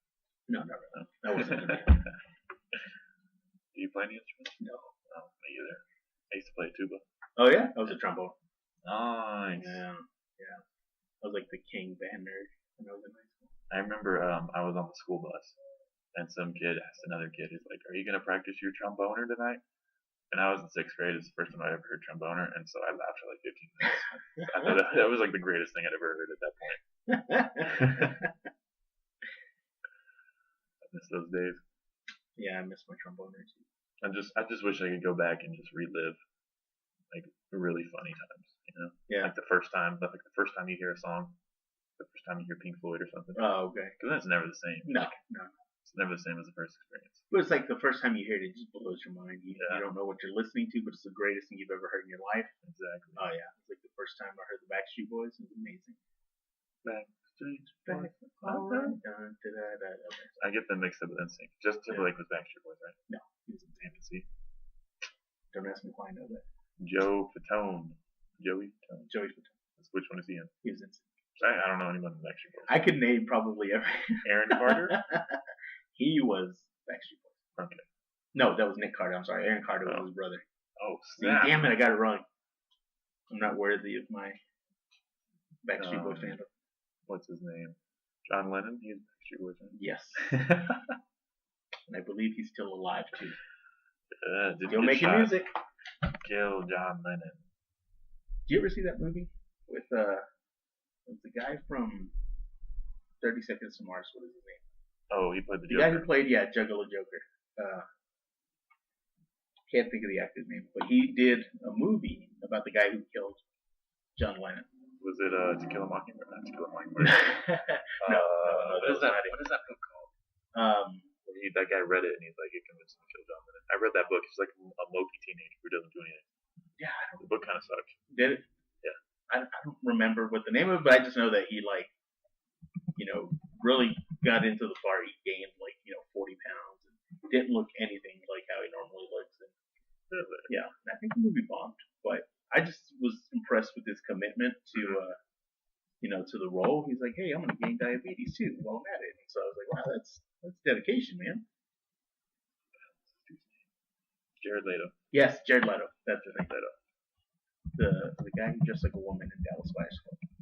I haven't seen that. Is that I've never seen it, but I heard it was fantastic. My friend just finished the book. Oh, really? Yeah. So it was cool. McConaughey got an Oscar for that. Really? Yeah. I want to check it out. Do you read a lot? I'm starting to. Really? Yeah, I just got this book by Jordan Peterson called 12 Rules for Life. That's pretty good so far. I'm on like chapter 5. Is it like a self-help book or? It's kind of like a self-help book, but not like the corny type. Oh, okay. Not like Tim Robbins. Yeah, it's like you're gonna be better, conquer the day type shit. But it's just like these rules to live by to make yourself better, kind of. But okay, I just described it now. The opposite of what I was trying to say. But it's just like simple things, and it gets deep, like allegorical, like religion. Like he connects everything in like a cool way. Yeah. He's a psychologist, a Canadian psychologist. Oh. Yeah. Canadians. I love some Canadians. Very nice people. They are super nice. I can't read. Not that I can't read in general, because I can, but I just don't like reading. So I tried to do it. I bought all these books, and I was like, I'm going to read. And then I don't know if I have like adult ADD or whatever, but I just get distracted and read the same sentence over and over and over. So I just chunked the book. But I've started getting a lot of audiobooks. So the audiobooks are fantastic. To me, they're like, it's kind of like listening to a podcast. It's just somebody reading to you. So I just listened to the 3 Hannibal Lecter books, Red Dragon, Silence of the Lambs, and then Hannibal. And so I would listen to the book, and then watch the movie. And just kind of compare. So that's what I've been doing here. It's kind of what I got into here recently, but now I've moved on to Stephen King. So right now I'm listening to The Shining, because I heard the book was way better than the movie, and I love the movie. So that was a good movie. Yeah. So, and I just started the books. I'm only like 3 chapters in, and so far it's okay. It's just a lot of setup, so I'm just waiting to get into the really good juicy parts, just because I heard the movie is way different than the books. I kind of want to see what they changed. But I don't know where I was going with that. I just don't like reading, I guess was the point of that. But I also got I just bought Gary Vaynerchuk's book, Fresh Again, which I only got through chapter 1, but I'll get there eventually. I don't know who that is. Who's Gary? He's like he's big on social media. He's like an entrepreneur. Oh, okay. He just like gives people free advice all the time. Yeah. So he's a motivator. Oh yeah. Gets me excited about shit. Look at you, all ambitious and whatnot. Gotta be ambitious, man. There you go. We're totally different, you and me. Are we? So not ambitious at all. No. You're ambitious about tattoos? Man, I don't know if I'm ambitious. You're ambitious my about hobby. Wrestling? Yeah. Fighting and wrestling. That's my loves. Cool. Yeah. Who's your favorite UFC fighter? Ooh, that's tough. If I had to pick just one, probably Daniel Cormier.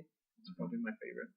So, nice. Yeah, I was watching him fight before he got to the UFC. course, and he's one of those dudes that's like not just a good fighter, but he's like a genuine good person. Mhm. Like I follow him on social media and stuff. And recently he just took a job as the head wrestling coach for a high school where he lives, and he's not taking the salary. The salary he's splitting up between all his assistant coaches and just giving it to them. He doesn't need the money, so he just loves wrestling so much that he's willing to go and teach these kids for free. So it's like, who does that? Who does that? It's a good dude. So, not to say you're wrong, but I follow Nate Diaz on Instagram, and he does like free jiu-jitsu classes. He does for kids. Yeah, I like Nate Diaz too. He's a good dude. Yeah, I liked watching him fight Connor. Oh yeah, when he flipped him off. Yep, that was badass. Nate Diaz is cool. He I don't know if you saw, but he just got in some trouble for getting into it with the dude at a fight. Like they were just spectators. Him and a guy, Clay Guida. Oh, so both guys fight? Yeah, he hasn't fought in a minute, but as far as I know, he still fights. I used to love watching him fight. Every time I watched him, he got whooped, but like he could take a punch. Yeah, strong ass chin. Not only that, but it's like the dude is just nothing but pure energy. He's always bouncing around and running around, whether it's the first round or the fifth round. Like he's just got energy to spare. But I guess they got into it, and Nate Diaz slapped the shit out of him. So Clay Guida pressed charges. So so I don't think it's gone to court yet, but I think he's gonna get in trouble for that. Dang. Interesting. Yeah. The Diaz brothers are interesting. They are. They do run marathons. Great endurance. Yeah, great endurance. Lots of weed. Really? Yeah. I thought I saw that. Like they have a third brother who's like running a weed thing. Oh, I didn't know they had another brother. I knew they had a sister. Maybe it's just one of them. Yeah. Well, I know Nick Diaz has a sponsorship with the marijuana company. Oh, okay, that's probably what I saw. Yeah.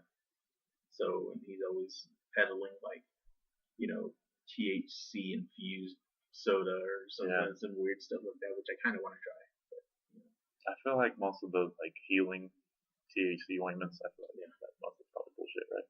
You think so? I don't know. I don't know. I don't know either. I've heard a lot of, especially athletes, talk about the benefits of using, really, like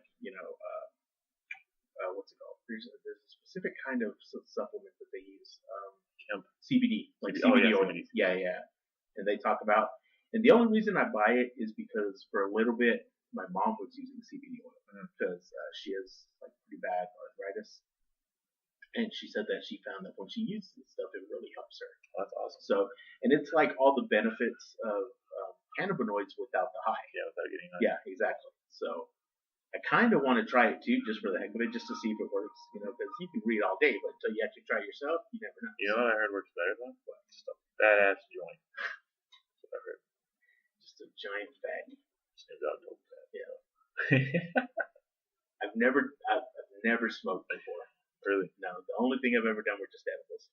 So, and that edibles messed are me up. Totally different. Yeah. Edibles are scary. Yeah. I did edibles in Fort Collins. I went with Skyler. He opened up for like a really good comic, Sam Talent. Let's check him out. But I did a 100 milligram candy bar. Jeez. Smashed me, man. Like you ate the whole thing? Yeah. Oh man. Yeah, and Skyler was like, maybe you just eat half and wait a little bit. I was like, yeah, I'm not a giant bitch. I'm gonna eat the whole thing. I didn't come here to be not high, It was a mistake. I just laid down. That's every time I do edibles, I just lay down. It's not even enjoyable. Yeah. It's really not. Well, I think because of the amount that you took enough to daggone put down a horse. And you're like, it'll be fine. It's fine. Do you know who Joey Diaz is? Yeah. Yeah, I listen to his podcast all the time. That guy gets me motivated as well. Yeah. But he takes like 500 to 700 milligrams in one sitting. That is nuts. This guy's a monster. I did 80 milligrams and thought that I was going to die. I really thought I was going to be the first person to ever OD on edibles. And I was like, what a way to go. Oh man, but it was the worst. I did, and then like the next weekend I did, I think I just did 20 milligrams. That was way more enjoyable. Not bad, man. Yeah. Yeah, maybe I should. Next time I'll just take like 20 at a time. 100 milligrams. You're insane. I didn't want to be a pussy. Nuts. But you only did 20 milligrams less. Yeah. Not that nuts. Yeah. Well, it apparently was. It was not cool. It was not cool. Oh man, we made a lot of pop brownies in high school, Really? and I just remember like I would lay down on the couch and I feel like I was floating. Like, have you seen the movie Half Baked? Yeah. Yeah, where the guy on the couch, Mhm. they get him high and he just starts floating in the air. It's like exactly how I felt. I've never had a pop brownie. I've always wanted to try one, but maybe one day I'll. Yeah, the homemade ones aren't regulated, so Yeah. you be careful. That's all I can tell you. They're not gonna tell you the amount of milligrams. Like, No, it's like hit or miss. It's like put an Russian ounce of roulette. weed in this bitch, bro. How much is in it? Oh, it's like half weed. Everything I had. Whatever was in the bag. I'm pretty sure there's some like crystal in there too. So. Crystal meth cupcakes. Oh man, Those should are market that. Those are up next. Yes. Yeah, exactly. No, did you hear? In California, I don't know when they're voting, but there was a ballot to do medicinal psilocybin magic mushrooms. Really? Yeah, because there are medical purposes for it. Because I watched this guy who had really bad migraines, and he would eat mushrooms and just lay down, close his eyes. What's the on the label? Side effects, trick balls. I don't know what the medical purposes of a mushroom would be. It works for people with like, I don't know, certain conditions. I couldn't even tell you what they are. But yeah. That's on my bucket list. It's one day I want to try mushrooms. There's definitely medical uses for them. The first time I ate mushrooms, I had like euphoric feeling. Like it was, really? Yeah, it was cool. Like I just want to see dragons. Like it opened my mind up a little bit. It decalcified your third eye. Maybe so, dude. I got extra calcium in my brain. Yeah, they discovered that when I was in 8th grade. Oh, really? Yeah. Oh, over here laughing. You're like, yeah, no, seriously. Over here making fun of my tumor. I know, right? It's not a tumor. No, it's not a tumor. No. It's benign. Oh. It's a hemangioma. Hemangioma. I don't know how you say it anymore. Hematoma? Yeah, I got the X-rays in my room. You can look at my brain later if you down. That's how I pull bitches. You want to check my brain out? You look at my brain. Check this out. I have a lot of synapses and whatnot. Oh yeah, man, mushrooms. Mushrooms are next. Yeah. Probably medical cocaine. Medical cocaine, there you go. I draw the line. Bring it all back. Yeah, medical meth. We're all going to be libertarian. One of these days. We're on that Bernie Sanders track. Mm-hmm. He's not libertarian. No, he's not. He's like democratic socialist. He's probably for decriminalizing all drugs. I think. I don't have to ask. I don't know. That dude looks like he's done a lot of drugs in his time. He does. Yeah. He was there when cocaine was straight. invented. An old guy. That's what I'm saying. He's old, right? There with the Colombians. Yeah, exactly. Just kind of hanging out. Like, what if you do this? That's a crazy dude. Yeah. My younger brother, is super into Bernie Sanders. Not like, he wants to date him or anything. Yeah. Yeah, nothing like that. But like as far as his views on, policy and stuff like that. So. I mean, his views are nice. If you live in a fantasy world. They're fantastic. I mean, they do sound good. I understand the appeal, but it's free like, college for everyone. How's that? It can't work. I mean, it can work in a small country. Yeah. But we have like 320 million. Yeah. I don't know. I don't know that I would trust a guy that looks like Bernie Sanders to run because he looks like the guy that's ready to turn in at 4 o'clock. Yeah. After he's had his pudding cup and his Metamucil, he's like, I'm done for the day. So I was like, dude, there's a whole lot of day left. Yeah. Yeah, man. I never really liked the socialism aspect because it sounds dangerous. I think it would take a long time to even implement that. And I don't know. I don't know how it would work. Yeah. Yeah. It's like stuff you say that sounds good. Yeah. And then when you start putting it on paper, you're like, ugh. It's on paper, it looks like a disaster. Yeah. It really do though. But hey, we're gonna get bombed by the Russians anyway, so it's fine. Yeah. It's fine. You voting for The Rock? Am I voting for The Rock? Damn right I am. I smell what The Rock's cooking. The Rock versus Donald Trump. Yeah. 2020. It sounds like that should be like on a Backlash pay-per-view or something. For the White House. They should wrestle. They should wrestle for the White House. Just get rid of voting. I would watch that on pay-per-view. I would too. That'd be legit. And then the winner gets the title of president. Mm-hmm. Donald Trump, Anita Walker. And then like the masked man comes out and hits The Rock over the head with like a chair, and it's Putin. So it's the whole thing. I was gonna say Melania. Putin's funnier though. Okay. Melania. That's a good one. Yeah. She really does not like it. Have you seen all these pictures? Like every time you try to hold her hand, she's like, no. I don't know if they're just hyping that up. Like she has to like him a little bit, to still be married to him. You sure it's not the money and the power? It's 100% money, but also, I mean, you gotta like the But guy. I mean, don't you think she would like at least make an attempt to be some kind of, I bet they have those pictures, but they like don't show them. You think so? Let's not show them having a good time. Yeah. I don't know what it is, man, but I find it hilarious every time that I see it. They're out in public and he's trying to grab her hand and she kind of pulls away, or he goes in for a hug and she, gives him the shoulder, and you're just like, man. She just had she just got really sick. She was hospitalized for something. She had like some kind of surgery to remove some kind of benign tumor or something. I don't know what it is. I don't read. I think we've already established that. I don't read. Yeah. Wouldn't it be crazy if she filed for a divorce? Yeah. The first lady to divorce the president. In office. Yeah. Yeah. Could you imagine how many women would hit him up? How many book deals she'd get? Yeah. How many women would hit her up? She'd be on Ellen. Not the TV show. Ho, hey, ho. Oh, ho. That's funny. That's a good one. I like that a lot. Yeah, for every 15, 20 ridiculous things I say, one of those jokes hits. Oh, yeah. Those are odds I can live with. Ellen looks like an elf. Huh? Ellen looks like an elf. Okay. Like a show though. Yes. She's hilarious. She always has a lot of cute kids on there. Yeah. That's the secret to show business. Cute kids. Cute kids.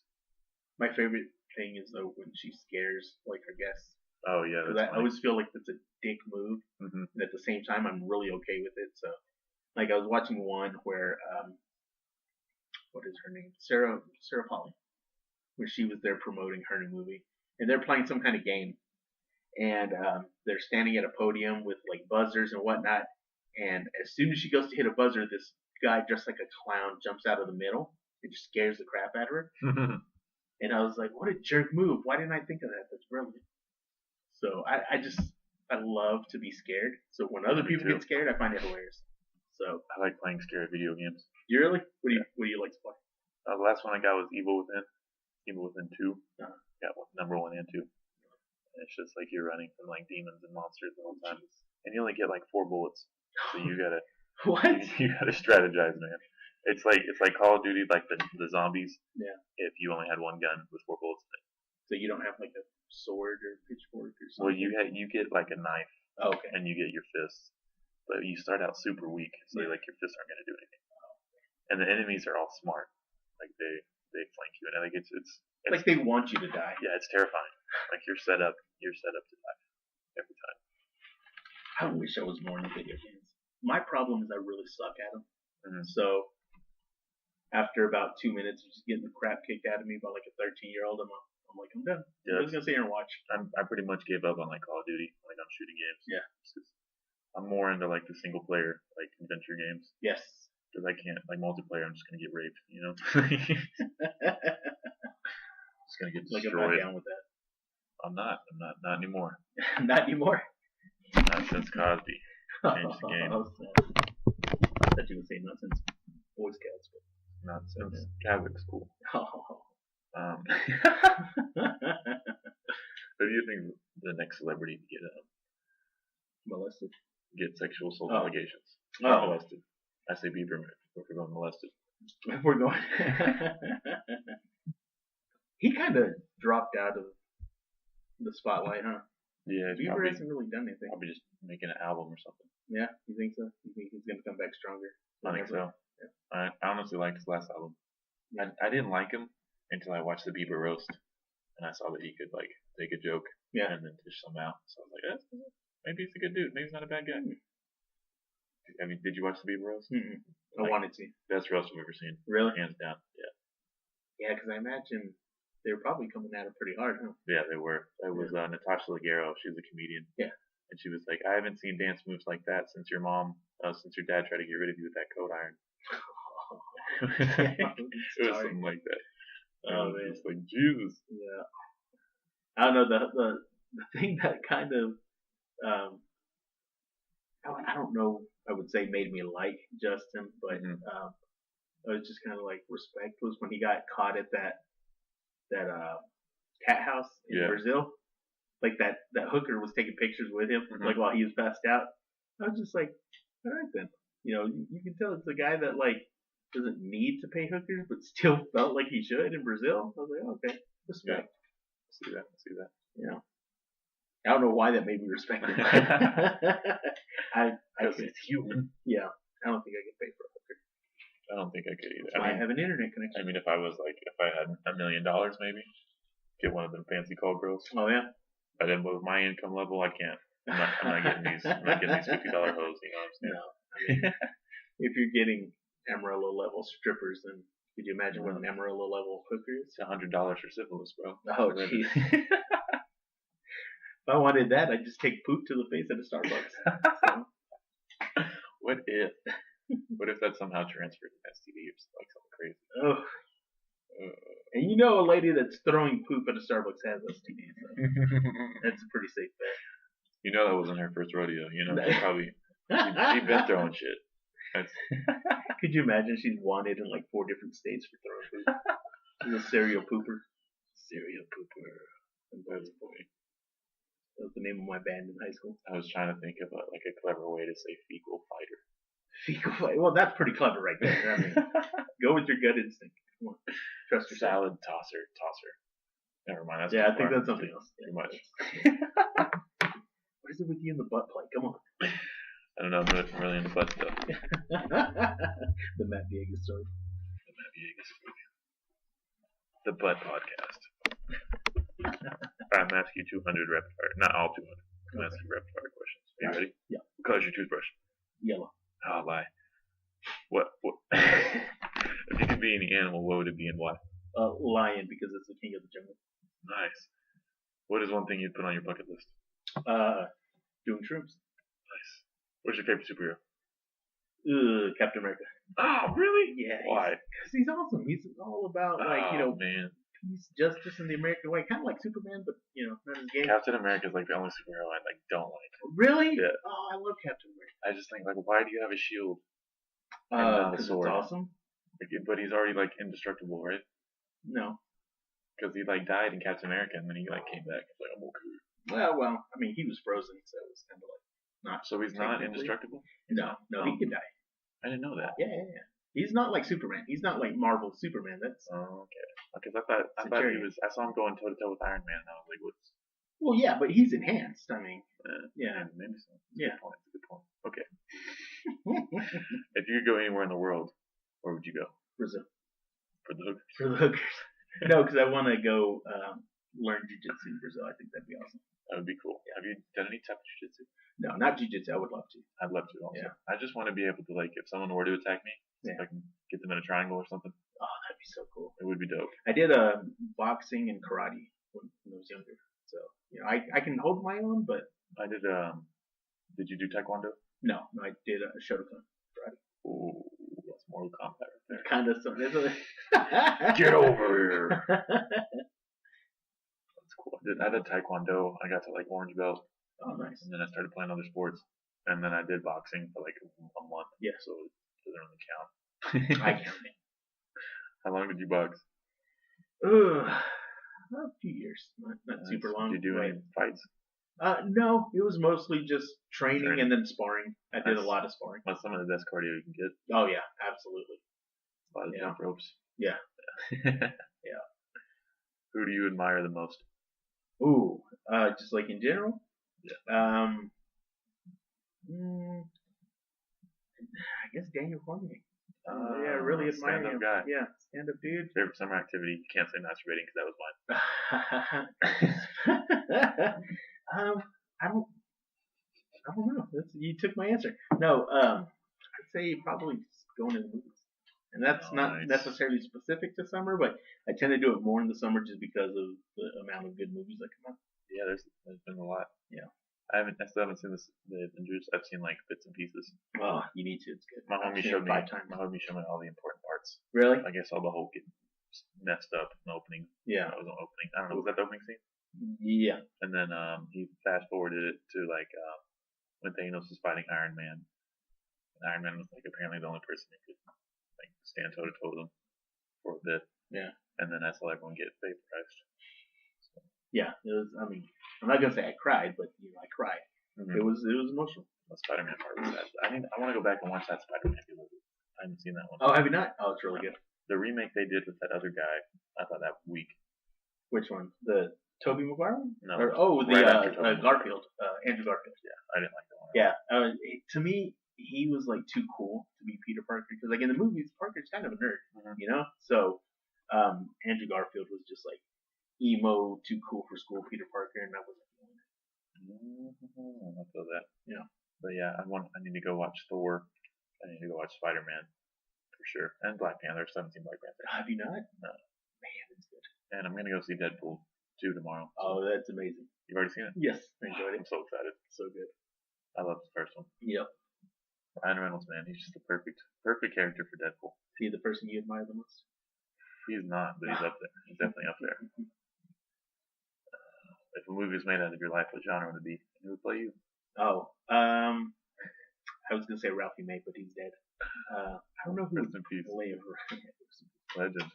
I don't know. I think it'd probably be Robert dramedy.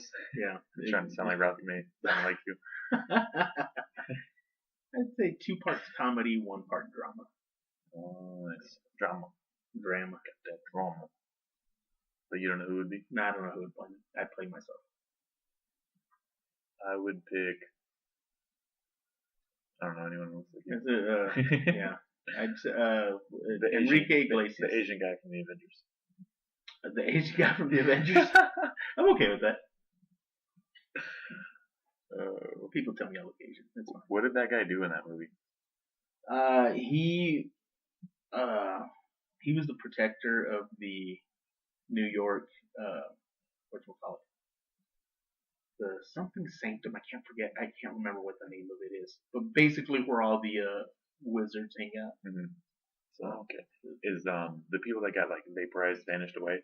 Mm-hmm. Is there like a potential for them to come back? Like, are you big on the comics and everything? Yeah, so that's the theory. The theory is that they're not actually gone. They're just kind of like in limbo, like because the Soul Stone kind of like collects, I guess, the souls of all the people that are gone. So essentially, if they can figure out how to destroy the Soul Stone, then the theory is that those people will come back. Plus, they've already announced a second Spider-Man, so they kind of got to bring him back. So That's a good point. Yeah, that's a good. Yeah. That's too bad. Because superheroes dying has always been cool to me. Oh yeah, you okay with it? I just feel like it's more like life, like there has to be some sort of death. Right. Because not everything has to have a Hollywood ending. Yeah, exactly. Like I get tired of. That's why I stopped watching superhero movies. Yeah. But now I want to get back into them because I was like, that Avengers movie looked really good. So. Legit. I've seen it 5 times, which is a bit ridiculous, but yet I keep seeing new things every time I go watch it. Really? So, yeah. Yeah, 5 times is ridiculous. Yeah. But I got Movie Pass now, so it's okay. What's that? Oh, you don't know about Movie Pass? Well, you pay a monthly subscription or something? Yeah, you pay $10 a month, and then they send you this card in the mail, and you can use that card to go watch 1 free movie a day for $10 a month. Yeah. Whoa. Yeah. Bro. Changer, because I already go to the movies a lot. I go to the movies, I would say, once or twice a week. Really? And so that's a crap ton Movie of money. buff. Yeah. Oh yeah. I have no life. That's all I do is watch movies. What are some other recent? What would you recommend that's out or coming out? Well, it's coming out. Or something that you've already seen. What did I just watch? I went and saw the remake of Overboard, which was really funny. I don't even know the original. Have you not seen the original? The original was no. The original is Goldie Hawn and Kurt Russell. Yeah, 80s movie. So, okay. But it's about a rich woman who is like a bitch, and she's being mean to this carpenter, and then she falls off her boat and gets amnesia. Oh, I've seen that. Yeah, and the carpenter tells her that they're married. So yeah, and he has a bunch of crazy kids. Yeah. That's a good movie. Yeah, it's a very good movie. Well, they redid it, only this time the man is the rich one and the woman is the laborer. Mm-hmm. So the woman is played by Anna Faris. And she's funny. Oh, she's hilarious. And then the dude is this Mexican actor. I can't remember his name right now, but like he's super funny too. I've seen him on a lot of Spanish stuff. But it was a really good adaptation. Other than that, I went and saw Truth or Dare, which Oh, I like that. was actually kind of good. I don't know how to say his name. Yeah, I've seen him in yeah, Spanish movies. yeah. He's done quite a few American things now, so he's getting really big. So, What was that one? Truth or Dare, I just recently watched, and Is that good? it was cheesy, but it was actually pretty good. Looks a little corny. Yeah, I'm actually gonna go rewatch Deadpool today. Nice. I want to see that live action Winnie the Pooh. I loved Winnie the Pooh when I was Yeah. a kid. I really did. Oh man, uh, there's a Winnie the Pooh reference in Deadpool. Really? As soon as you watch it, you're never gonna look at Winnie the Pooh the same again. It's amazing. That's funny. And then I guess it was just Deadpool 2. Venom. Super excited about Venom. Yeah, I'm still on the fence, just because. You think they'll ruin it? Well, the trailer to me wasn't like the slam dunk I was hoping for. Mm-hmm. So I don't know. I don't like kind of how Deadpool. Or I'm still stuck on Deadpool. I don't like how Venom kind of looks. Mm-hmm. Like I think they're trying to like overcompensate for what they did in Spider-Man 3. Yeah. And so I don't know that it's necessarily where it should be. And then also they keep calling the symbiote a symbiote, and I'm like, why would you say it wrong? I've always said it wrong. Yeah. I've always said symbiote. Do you really? Yeah. Oh, okay. Well, I mean, even like in science class, when you would talk about it, it's referred to as a symbiotic relationship. Yeah. So why would they say symbiotic relation? I don't know. Mm-hmm. I don't know. I get real like weird with things like that, just because my brothers David and Dan are both huge comic book fans and have been since they were kids. Yeah. So where I really didn't read a lot of comics, I would read issues here and there, but I would always talk comics with them. Mm-hmm. So I get really stuck on the details. So like stuff that was in the comics that they changed in the movie, to me, I'm just like, why? Like, Yeah. I know it's not a big deal, but like in this movie, I think it's based in San Francisco, where in the comics he's in New York. He's a co-worker of Peter Parker. Every book I read. Yeah, exactly. Like, you guys are ruining it. Like, you exactly. have to change all that. Exactly, and it's like a small detail that there's really no need to change. It's like, what makes it different being in California instead of New York? I don't know. I don't get it. Mm-hmm. Anyway, I'm still gonna watch it. Don't get me wrong. So. But yeah, I can feel that Venom, because I feel like he's such like a big character, like a big villain, and everyone imagines him in certain ways. Yeah. And don't get me wrong, I like Tom Hardy, so yeah, I do like Tom Hardy too. But Venom was always like my favorite. Like I loved playing Spider-Man on the Nintendo 64 and fighting Venom. Oh, that game was legit too. It was. Yeah, it was a lot of fun.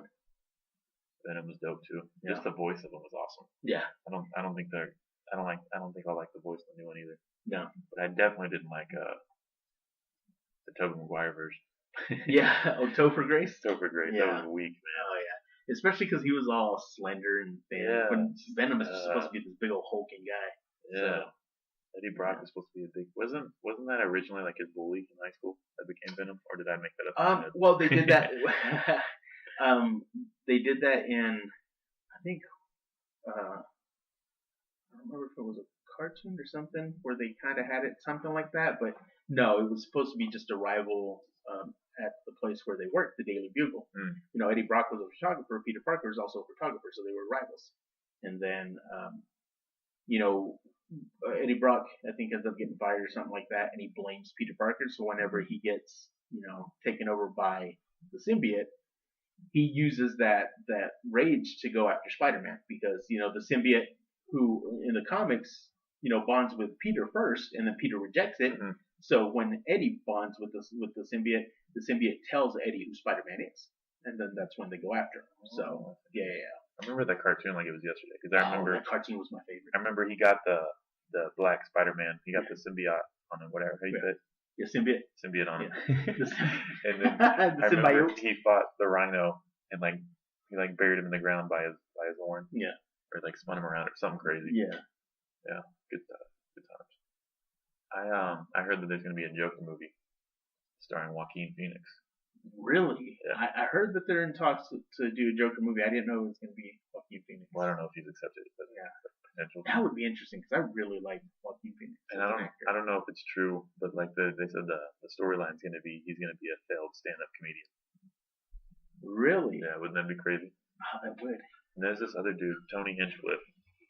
He looks just like the Joker. He'd be perfect for it, and he's a stand-up comedian. Yeah. Have you heard him? No. All right, I'll show you this dude. ideal Joker.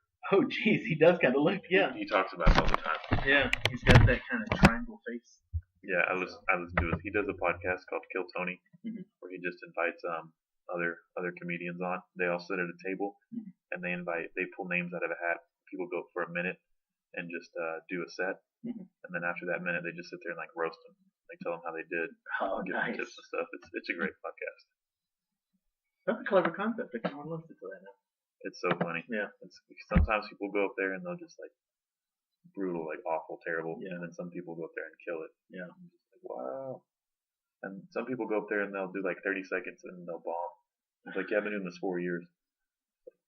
Have you really? There's no way. But it'd be a lot of fun. I'd love to do that. That's one of my things, my bucket list. If it's still around, and I happen to be in LA. Yeah. If I can get on that show, it'd be fun. There you go. Goals. I like it. I'd love to get roasted by some famous comedians. That'd be interesting.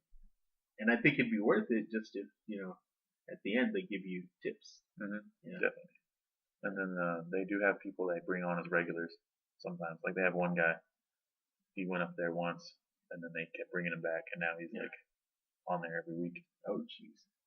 Yo, he's like blowing up on Instagram and everything. Like they basically like bringing him a career right now. Yeah, they're turning him into something. Yeah, that's pretty cool. Yo.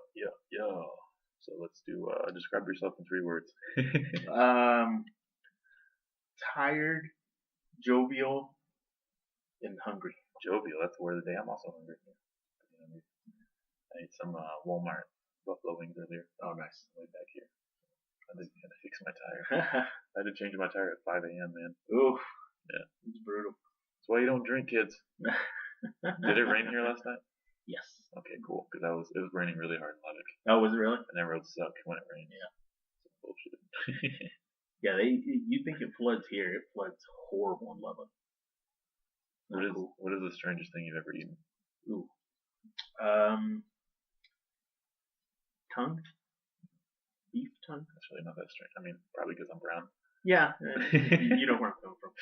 I tried to explain it to a coworker of mine, a white lady, what lengua was, and it just kind of grossed her out. What she eats in hot dogs is way more gross. There you go. That's all I'm saying. That's all I'm saying. That's funny. And apparently marshmallows. I don't know if that's true. Wait, is there something wrong with marshmallows? Someone told me to ask me about marshmallows. Really? Alright, don't tell me. Don't ruin marshmallows for me. Some type of animal cartilage. I don't know. Why would you do Probably that? made up. Okay. Don't believe it. Don't believe the hype. What is the first thing you do when you wake up in the morning? Pee. Oh, good one. Favorite movie quote? I don't know. There's too many because like half of what I say are quotes. Yeah. So I think one of my go-tos is "I'm your Huckleberry." No, I'm your Huckleberry. What is the one thing that annoys you the most? Ooh, complainers. I can't like that. stand people who complain. Complaining about complaining. I like that. Yeah. Oh yeah, I know, right? There you go. There you go. Oh, I annoy myself.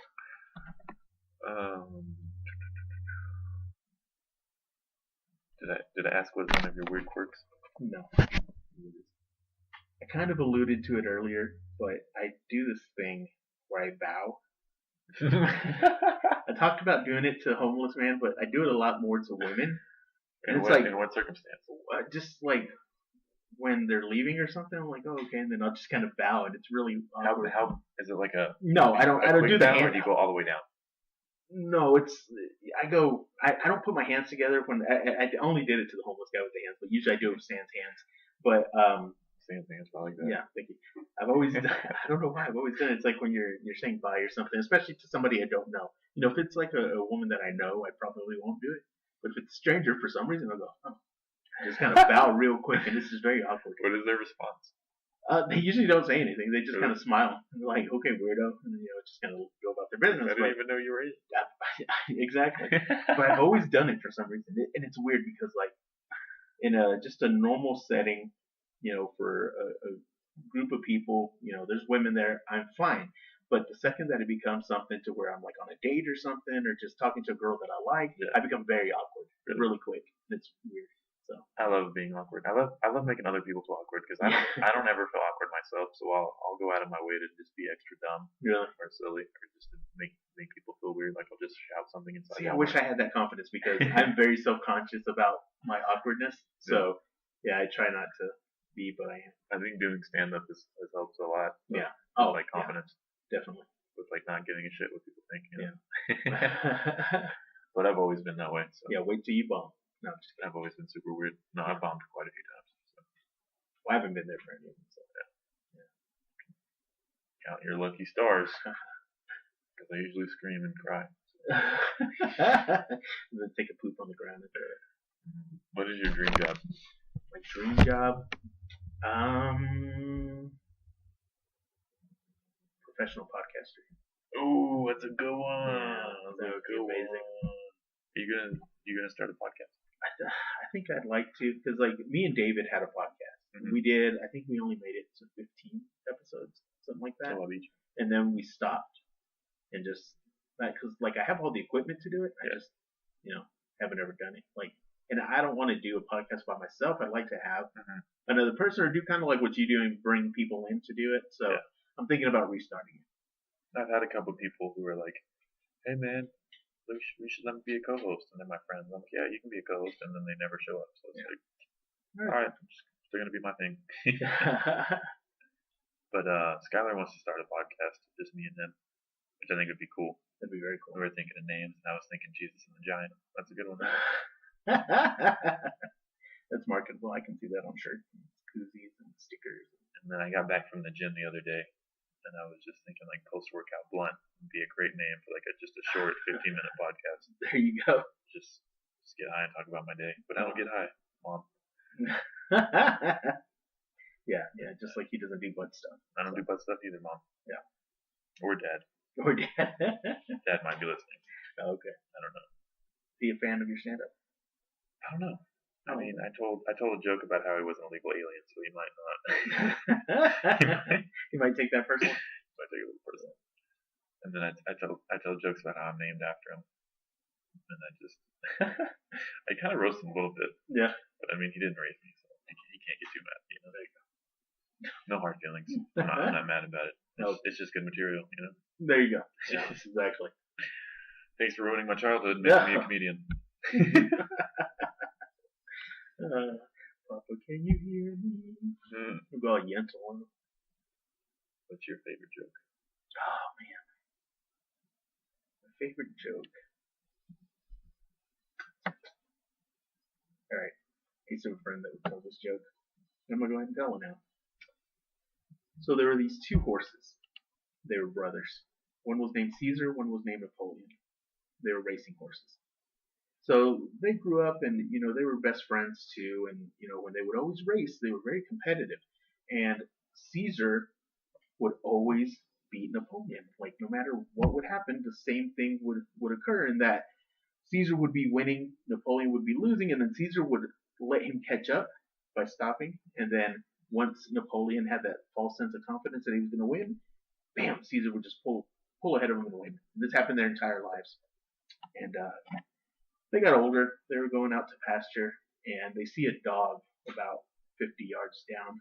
And Napoleon was like, "Caesar, you beat me every day of my life at racing. Give me a chance to, get at least one victory before we die." And Caesar was like, "Okay, let's do it." So he goes, "We're going to run to the dog, and that's the finish line." He's like, "Okay, fine." So same thing happens. They're running. Caesar is just, killing him, and then Napoleon gets this burst of energy and pulls in front, and he's going to do it. He's actually going to win. Same thing happens. Caesar just blows him out the water and wins. And the dog looks at Caesar and says, "Caesar, your brother asked you for one thing. He just wanted one victory. Why couldn't you give him the one victory?" And then Caesar looks at Napoleon and says, "Hey, look, a talking dog."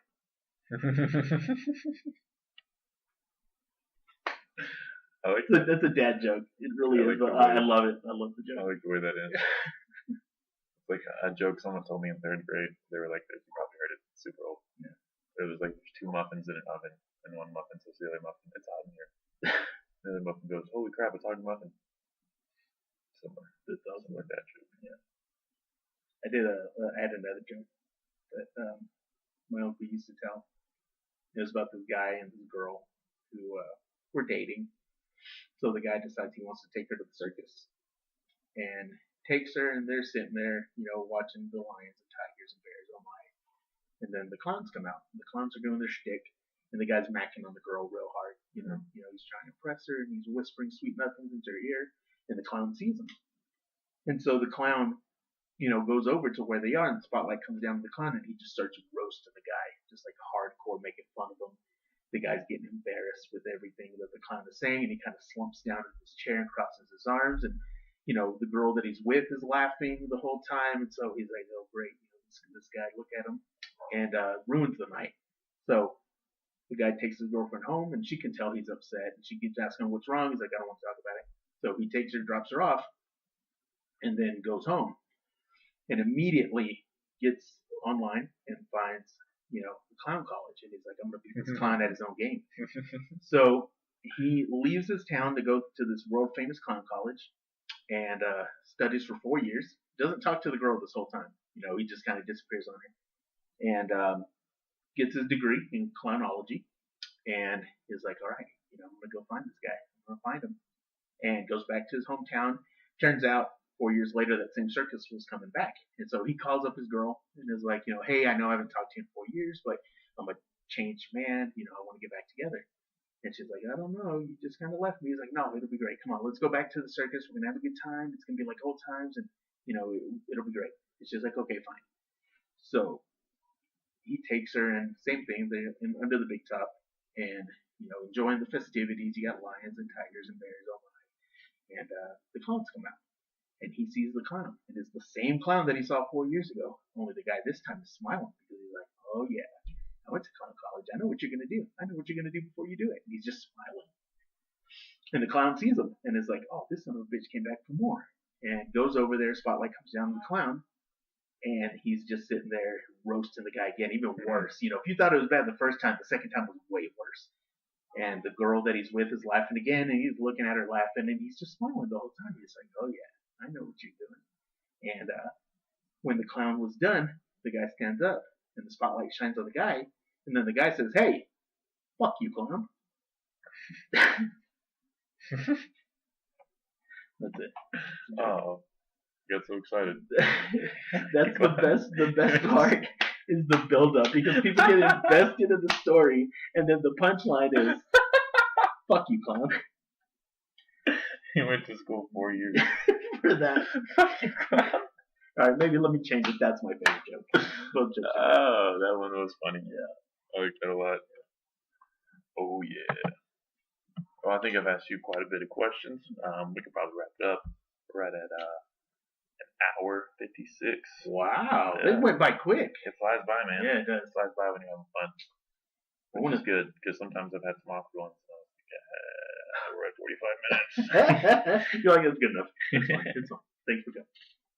But thanks for having me, man. Yeah, thanks for coming. I had a blast, dude. We gotta do it again and get David in here. Yeah, absolutely. Oh, he when we were in the middle of this shtick, he texted me and said his apologies. Severe thunderstorms, and he works in the news, so he's got to be at work, just in case breaking news with storms happen. So I don't want to sound like a dick, but what I'm doing is way more important than that. I agree. I agree, and I will be sure to tell him. Okay, cool. You're like, after your storms. Have some priorities, bro. Yeah, exactly. Do you want to plug anything, social media, any future plans, your tattoo shop? Yes. There you go. Future radio thing, Instagram, whatever. Any projects you're working on? I'm not working on anything right now, but I should hopefully be at Caffeinated Coffee on the 26th of May. So y'all can come see me. List is coming out. Yeah. Hopefully I'm on that list. If I'm not on the list, then just forget what I'm saying. Well, the dude hosting isn't even going to be there. So. Oh, is he not? Yeah, we can probably put you on it. I mean, I don't know if he usually makes a list, but I don't know what's going to happen. Yeah. Other than that, I'm on Instagram, Twitter, Facebook, at HandsomeRob64, or you can hit up Electric Baboon Tattoo on Facebook and Instagram at Electric Baboon. That's my baboon noise. There you go. Is that what they sound like? Yes. Is there any monkeys in there with a bright red ass? Oh no, but there should be. That's my next tattoo. All right. Ass on your ass? Butt bad stuff. idea. All right, everyone. Thank you for listening. You guys have a good night. I'm doing another podcast later, so be sure to check out both of them. Yep. And I love you guys, and you know where to find me. I think you should. If you don't know where to find me, I mean, you're not listening. Thank you very much, everybody. Have a good one. Bye. Bye. Bye. Peace.